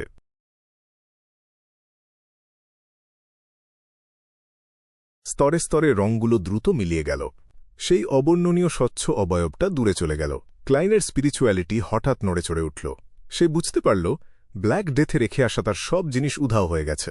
ডিমোনেস অফ আনএজিংয়ের কাছে এমনটাই আশা করা যায়। ক্লাইন একটা দীর্ঘশ্বাস ফেলল। ঠিক যখন সে কিছু বলতে যাবে, অনুভব করল সে নিচের দিকে পড়ছে। আইজেকের সাথে সে স্পিরিট ওয়ার্ল্ড থেকে বের হয়ে এসেছে। দেখল তারা একটা পাহাড়ি উপত্যকায়, যার মাঝ দিয়ে বয়ে যাচ্ছে একটা নদী। চারপাশে উর্বর ক্ষেত, একটা ম্যানা আর একটা শহর, সব লোনেজ ধাঁচে তৈরি। ক্লাইন চারদিকে তাকাল, বুঝতে পারল সে দাঁড়িয়ে আছে এক পুরনো পরিত্যক্ত অন্ধকার কবরস্থানে। মিস্টার আইজেক, সে বিভ্রান্ত হয়ে ডাকল। আইজেক একটা ভাঙা কবরের কাছে গিয়ে দাঁড়াল, যেটা সমাধি পাথর আগাছায় ঢাকা। সে গম্ভীর গলায় বলল, ক্যাটারিনা পেলের সাথে দেখা হওয়ার পর আমার আবার কিছু কথা মনে পড়েছে। আমি তোমাকে একবার বলেছিলাম, এক বিশেষ স্বপ্নে আমার এক জীবনে আমার একটা মেয়ে ছিল। তার চুল ছিল নরম আর কালো। আমি নিজে হাতে বানানো একটা দোলনায় বসে থাকতে সে ভালোবাসত, আমার কাছ থেকে মিষ্টি চাইত। স্পিরিট ওয়ার্ল্ড পেরোতে গিয়ে হঠাৎই আমি আমার রক্তের ডাক টের পেলাম। ক্লাইন তার আবেগের ছোঁয়ায় ছুঁয়ে গেল। সে গম্ভীর গলায় জিজ্ঞেস করল, এটাই কি সে? আইজেক মাথা নাড়ল, হাঁটু গেড়ে বসল। সে আধভাঙা সমাধি পাথরটায় হাত বুলাল। তার ব্রোঞ্জ রঙা মুখে ফুটে উঠল এক কোমল, বিষণ্ণ আর বিভ্রান্ত অভিব্যক্তি। বলল এটাই তার কবর। আমার ঠিক মনে থাকলে সে মারা গেছে 926 বছর আগে। 926 বছর। ক্লাইন কিছু একটা বলতে চাইল, কিন্তু এই বিশাল সময়ের ভার তাকে থামিয়ে দিল। যদি চার্চগুলো মানুষকে কবরস্থানে দাফন করতে বাধ্য না করত, যদি নির্দিষ্ট পর্যায়ে নজরদারি না থাকত, তাহলে এই কবর আর সমাধি পাথর খুঁজে পাওয়া কঠিন হতো। পঞ্চম ইপকের পর থেকে তো বড় ধরনের কোনো যুদ্ধই হয়নি। মানুষের জীবন কয়েক দশকের, কিন্তু এটা 926 বছর। কবরস্থানে দীর্ঘ নীরবতার পর আইজ্যাক আবার উঠে দাঁড়াল, ক্লাইনের কাঁধ চেপে ধরল। বলল, তোমাকে আগে ফিরিয়ে দিয়ে আসি। কয়েক মিনিট স্পিরিট ওয়ার্ল্ড পেরোনোর পর ক্লাইন দেখল সাদা চাদর আর হলদে বাদামি কাঠের মেঝে। আইজ্যাক তার টুপিটা একটু চেপে ধরল, গভীর গলায় বলল, আমি আমার যাত্রা চালিয়ে যাব, তুমি তোমার অভিযান চালিয়ে যাও। ক্লাইন মাথা নাড়ল। ঠিক যখন সে কিছু বলতে যাবে, দেখল মিস্টার। আইজ্যাক ঠোঁট বাঁকিয়ে হাসল। বলল, তুমি কি ভয় পাচ্ছিলে যে স্মৃতি ফিরে এলে আমি একটা ডিমোনেসের মতোই অশুভ মানুষ হয়ে যাব? ক্লাইন কিছু বলার আগেই আইজ্যাক একটা দীর্ঘশ্বাস ফেলল। বলল, আমিও খুব চিন্তিত, কিন্তু নিজেকে আবিষ্কার করার আকাঙ্ক্ষা আমার এর চেয়েও বড়। কথাটা বলেই তার চারপাশের জলীয় শূন্যতা কেঁপে উঠল, সে ঘর থেকে মিলিয়ে গেল। অনেকক্ষণ ক্লাইন তার জায়গায় চুপ করে দাঁড়িয়ে রইল। সে মাথা নাড়ল, নিঃশব্দে হাসল, নিজেকে সান্ত্বনা দিল, হয়তো সময় মতো আমি নিজেই এঞ্জেলের পর্যায়ের একজন শক্তিধর হয়ে যাব। তখন আমি একটা চিকিৎসা কেন্দ্র খুলব, যেখানে অ্যান্টি সোশ্যাল পার্সোনালিটির চিকিৎসা হবে আর মিস জাস্টিস হবে প্রধান ডাক্তার। চিন্তাটা ফিরিয়ে এনে ক্লাইন বসে পড়ল, অভ্যাসবশত নিজের অপারেশন নিয়ে চিন্তা করতে লাগল। আমি প্রথমে ভেবেছিলাম একজন ডিমোনেস অফ অ্যাফ্লিকশনকে গ্রেজ করে ডেথের ক্রনিকলসগুলো হাতে পাব, আর মানুষ গায়েব হওয়ার কেসেও আরও এগোতে পারব। কে জানত ঘটনা আর তার ফলাফল আমার ধারণার বাইরে চলে যাবে। আমি শুধু প্রাথমিক উদ্দেশ্যগুলোই পূরণ করতে পেরেছি। High mister. আইজ্যাককে কোনো অ্যাকশনে নামাতে পারিনি, কারণ তিনি এখনও পুরোপুরি ফিরে আসেননি। তাছাড়া যার মুখোমুখি হয়েছিলাম সে ছিল একজন ডিমোনেস অফ আনএজিং। সবচেয়ে গুরুত্বপূর্ণ হল নিজে শক্তিশালী হওয়া। অন্যের কাছে সাহায্য চাওয়ার চেয়ে নিজের ওপর ভরসা করাই ভালো। হে, ভালো করে ভাবলে বেশিরভাগ সময় তো আমি নিজের ওপরই ভরসা করি। মানুষ গায়েব হওয়ার কেসগুলোর দিকে আমি বায়ারের কোণ থেকে যেতে পারি, সেই ক্রেজি ক্যাপ্টেন কনর্স ভিক্টর। ক্লাইন বসার ভঙ্গি পাল্টে নিজেকে মাথা নেড়ে স্বীকৃতি দিল। মনে মনে বিড়বিড় করল, এই অভিযানে আমার সবচেয়ে বড় লাভ হয়েছে ফেসলেসের প্রাথমিক অ্যাক্টিং প্রিন্সিপালগুলো ঠিক করতে পেরেছি। চরিত্রের ভেতরে ঢোকা আর একই সাথে নিজেকে আলাদা রাখা, যে কোনো বিরক্তি কাটিয়ে ওঠা, আর চরিত্রের ভেতর খুব বেশি ডুবে যাওয়া থেকে সাবধান থাকা। এই পদ্ধতিতে শুধু সহজ, সাধারণ, বাস্তব অ্যাক্টিং দিয়েই পোষণ হজম করতে হয়তো 1-2 বছর লাগবে, কিন্তু আমার জন্য 4 থেকে 6 মাসেই পুরো পোষণ হজম হয়ে যাওয়ার কথা। ব্যাপারটা নিয়ে ভাবা শেষ করে ক্লাইন ঘুমানোর প্রস্তুতি নিতে লাগল। সে ঠিক করল, সকাল হলেই গ্রে ফগের উপর থেকে রেডিও ট্রান্সিভারটা নামিয়ে আনবে, যাতে ম্যাজিক মিরর অ্যারোডেসের সাথে যোগাযোগ স্থাপন করা যায়। অবশ্যই তার আগে তাকে ডিভাইন করতে হবে গ্রে ফগের উপরের বিপদের মাত্রা কেমন।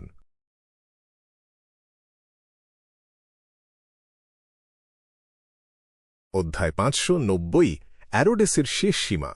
ভোরের আলো ফুটেছে। ধূসর কুয়াশার উপরে বসে আছে ক্লাইন মোরেত্তি। সে একটা কলম আর কাগজ বের করল। মাথার ভেতরে একটাই বাক্য ঘুরছিল, রেডিও ট্রান্সিভার ব্যবহার করা বিপজ্জনক। দুবার ভালো করে বাক্যটা পড়ল ক্লাইন। তারপর বাম হাতার নিচ থেকে স্পিরিট পেন্ডুলামটা বের করে নিল। সে দিব্য শুরু করল। পুরো সময়টা সে কড়া সতর্ক ছিল, একটু ভয়ও পাচ্ছিল। ব্যাপারটা একটু অদ্ভুত, ঠিক যেন এক বাচ্চা ছেলে কান চেপে ধরে পটকা ফাটাচ্ছে। যদি উত্তরটা দ্য ট্রু ক্রিয়েটর বা দ্য প্রাইমর্ডিয়াল ডিমোনেসের সাথে জড়িয়ে যায়, তাহলে শুধু দিব্য করেই সে বিপদে পড়বে। অন্য কেউ হলে নিয়ন্ত্রণ হারাত কিংবা মারাই যেত, কিন্তু ক্লাইনের সাথে ধূসর কুয়াশা আছে। সেই কুয়াশা তাকে এই ভয়ঙ্কর পরিণতি থেকে আড়াল করে। মানে ধূসর কুয়াশার উপরে যা হোক, বাস্তব দুনিয়ায় বসে নিজে থেকে মৃত্যুর দিকে হেঁটে যাওয়ার চেয়ে সেটা অনেক ভালো। তবু একটা ভয় ছিল, বারবার ব্যবহার করলে যদি কোনো অশুভ দেবতা তার অবস্থান বুঝে ফেলে আর সরাসরি দেখা করতে চলে আসে। সে দ্রুত কোজিটেশন অবস্থায় ঢুকে গেল। মনে মনে দিব্যের বাক্যটা বলতে শুরু করল। 7 বার আউড়ালো সে। চোখ খোলার দরকার পড়ল না। সে বুঝতে পারল উত্তর কি, কারণ সে দিব্যি বসে আছে চেয়ারে। শরীরে কোনো ভয়ঙ্কর ব্যথা নেই, কিচ্ছু নেই। ক্লাইন ঝুলন্ত টোপাসটার দিকে তাকাল। সত্যিই সেটা ঘড়ির কাঁটার উল্টো দিকে ঘুরছে। ফুহ, একটা লম্বা শ্বাস ফেলল ক্লাইন। সে সাথে সাথে বাস্তব দুনিয়ায় ফিরে এল। ধূসর কুয়াশার উপর থেকে রেডিও ট্রান্সিভারটাকে বাস্তবে নামিয়ে আনার জন্য একটা রিচুয়াল শুরু করল। প্রায় আধ ঘণ্টা পরে রেডিও ট্রান্সিভারটা শব্দ করে উঠল, ক্লিকেটি ক্ল্যাক, ক্লিকেটি ক্ল্যাক। একটা ছায়াময় সাদা কাগজ বেরিয়ে এলো। তাতে কয়েক লাইন লোয়েনিজ ভাষায় লেখা, আমি এসে গেছি।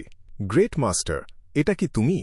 ব্যাপারটা কেমন যেন ঘাড় বাড়িয়ে উঁকি দেওয়ার মতো লাগছে। ক্লাইনের হঠাৎ আগের জীবনের একটা ইমোটিকনের কথা মনে পড়ল। কিউট একটা অ্যালপাকা লম্বা ঘাড় বাড়িয়ে উঁকি দিচ্ছে। সে 2 পা এগিয়ে গেল, গম্ভীর গলায় সংক্ষেপে উত্তর দিল। আবার ক্লিকের শব্দ। আরও একটা ছায়াময় কাগজ বেরিয়ে এলো। তোমার অনুগত ও বিনম্র দাস অ্যারোডেস তোমার সেবায় হাজির। ক্লাইন মনের ভেতরের অস্বস্তিটা চাপা দিল। সে সরাসরি জিজ্ঞেস করল, অ্যারোডেস, বলো তো, লাইফ স্কুল অফ থটের রয় কিং কোথায়? মোটা অ্যাপোথেগেরির বর্ণনা থেকে সে আগেই বুঝেছিল ব্যাপারটা। ওই সংগঠনটা গুরু শিষ্য পরম্পরায় চলে। ক্লাইন আন্দাজ করল ওদের হাতে 2টো বিয়ন্ডার পাথওয়ে আছে, মনস্টার আর অ্যাপোথেক্যারি। এই বৈশিষ্ট্য লাইফ স্কুল অফ থটের সাথে পুরোপুরি মিলে যায়। এর মধ্যে ক্লাইন রয় কিংয়ের একটা ছবি বের করে রেখেছিল। সে অন্যের ওপর নির্ভর করতে চায় না, নিজের পথে চলতে চায়। ট্যাপিং শব্দ আরও জোরে হতে লাগল। অ্যারোডেস রেডিও ট্রান্সিভার দিয়ে একটা ছবি বের করে দিল। ছবিটা রয় কিংয়েরই, চুল পরিপাটি করে পেছনে আঁচড়ানো, চোখে ফ্রেমের চশমা। এই কি সে? ছবির নিচে লোয়েনিজ ভাষায় একটা লাইন ভেসে উঠল। ক্লাইন মাথা নাড়ল। অ্যারোডেস ট্রান্সিভারের ট্যাপিং শব্দটাকে অদ্ভুত ছন্দে দ্রুত করে দিল। গ্রেট মাস্টার, তুমি যাকে খুঁজছ সে বন্দী আছে সিটি অফ জেনারসিটি, বায়াম এর গভর্নর জেনারেলের অফিসে। গভর্নর জেনারেলের অফিসে আটকা। ক্লাইন একটু ভ্রু কুঁচকাল। সে তাড়াহুড়ো করে আর কিছু জিজ্ঞেস করল না। আত্মবিশ্বাসের সাথে সরাসরি বলল, ঠিক আছে, তোমার নিয়ম অনুযায়ী এখন তোমার পালা প্রশ্ন করার। Tap tap tap. Arrodes transceiver দিয়ে একটা হাসি মুখ আঁকল, সাথে একটা লাইন। আমি ইতিমধ্যেই প্রশ্ন করেছি আর তুমি ইতিমধ্যেই উত্তর দিয়েছ। কখন করলে? ক্লাইন একটু থমকে গেল। সে আগের ছায়াময় কাগজগুলোর দিকে তাকাল। আগের প্রশ্নটা চোখে পড়ল। এই কি সে? এটাও চলবে? এটাও গণ্য হল? ওই মুহূর্তে ক্লাইন বুঝে গেল অ্যারোডেস তার নিয়মে কতটা ছাড় দিতে পারে। সাধারণ মানুষের ক্ষেত্রে সে যতটা পারে কঠোর, যতটা পারে নিষ্ঠুর। দর্শকও দরকার পড়ে তার। কিন্তু ক্লাইনের ক্ষেত্রে সব নিয়ম পাশ কাটিয়ে দিল। একেবারে সাদাসিধে করে দিল ব্যাপারটা। এই ব্যাটা এমন ভেজা বেড়ালের মতো স্বভাব কোথা থেকে পেল? ক্লাইন 2 সেকেন্ড ভাবল, তারপর আবার একটা প্রশ্ন ছুঁড়ে দিল। অ্যারোডেস, তুমি কি গ্রোসেলস ট্রাভেলস বইটার কথা জানো? অ্যারোডেস 2 সেকেন্ড চুপ থাকল, তারপর রেডিও ট্রান্সিভারটাকে আবার টাইপ করতে দিল। আরও একটা ছায়াময় কাগজ বেরিয়ে এলো। গ্রেট মাস্টার, তোমার প্রশ্নটা আমার জন্য বড্ড সহজ হয়ে গেছে। শুধু হ্যাঁ বলেই কাজ সারা যেত। তাই আমি প্রশ্নটা একটু পাল্টে নিয়েছি। গ্রোসেলস ট্রাভেলস সম্বন্ধে তুমি যা জানো বলো। এটা একটা ভীষণ জাদুকরী বই। এর বহু মালিকই উধাও হয়ে গেছে।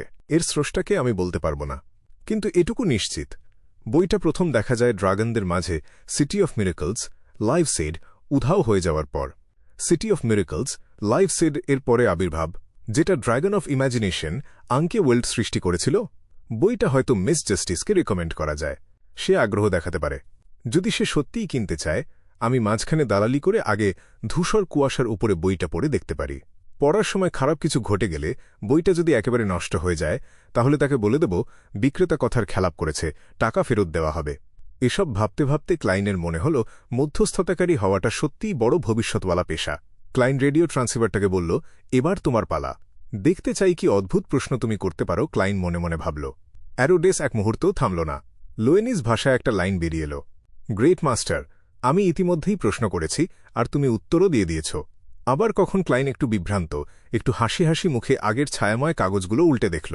একদম শুরুর কথিত প্রশ্নটা পেয়ে গেল। গ্রেট মাস্টার, এটা কি তুমি? মানতেই হবে, এই অ্যারোডেস নামের জাদুর আয়না আমাকে তেল মারতে গিয়ে এক ফোঁটা লজ্জার ধার ধারে না।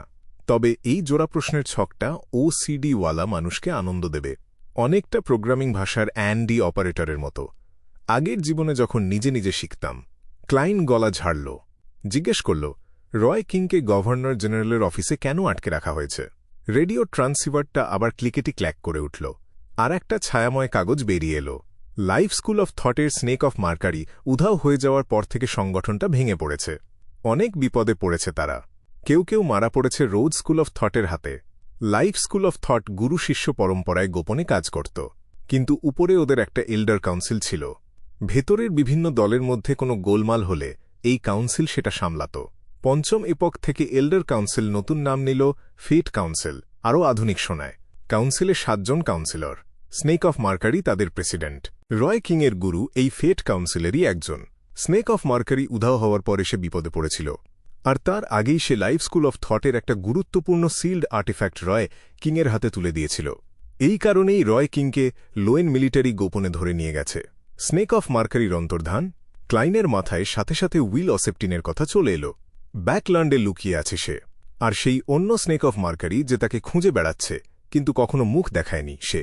ক্লাইনের সন্দেহ ওই দ্বিতীয় স্নেক অফ মার্কারি আসলে angel of fate, Ouroboros. Life school of থটের স্নেক অফ মার্কারি নিশ্চয়ই উইল অসেপ্টিনের পিছনে যাচ্ছে না।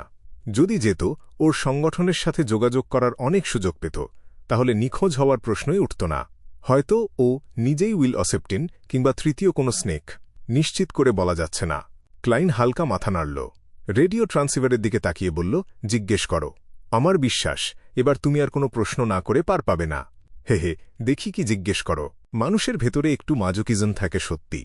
অন্যরা অ্যারোডেসের প্রশ্নকে ভয় পায়, আর আমার দুটো প্রশ্নই সে আনুষ্ঠানিকতা ছাড়াই বাতিল করে দিয়েছে।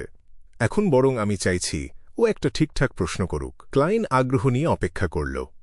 Tap tap tap. রেডিও ট্রান্সিভারের শব্দটা হঠাৎ কেমন যেন গম্ভীর হয়ে গেল। ছায়াময় কাগজটা যেন কষ্ট করে বেরিয়ে এলো। আচ্ছা, গ্রেট মাস্টার, আমি কিভাবে আরও ভালো, আরও অনুগত আর আরও বিনম্র দাস হতে পারি? তোমার সীমা যে এত নিচু সেটা আমি একদমই আঁচ করতে পারিনি। ক্লাইন মুখের বিরক্তি চেপে রাখল। গভীর গলায় বলল, এখন যেমন আছো তেমনই থেকো। ঠিক আছে। ট্যাপিং শব্দটা আবার হালকা হয়ে গেল। আভাটা মিলিয়ে যাচ্ছে। তোমার অনুগত ও বিনম্র দাস অ্যারোডেস তোমার সেবার জন্য অপেক্ষায় থাকবে। শেষে অ্যারোডেস একটা হাত নাড়ানোর ছবি আঁকল। সত্যিই প্রতিভাবান অবশ্য, যে জাদুর আয়না এত কিছু জানে, সে এসব জানবে না কেন? ক্লাইন তাকিয়ে দেখল রেডিও ট্রান্সিভারটা চুপ হয়ে গেল।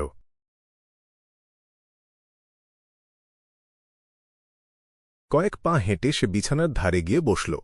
রয় কিংকে নিয়ে চিন্তা করতে লাগল। বায়ামের গভর্নর জেনারেলের অফিসে ঢুকে মিলিটারির কড়া পাহারা ভেদ করে রয় কিংকে উদ্ধার করার কোনো ইচ্ছেই তার নেই।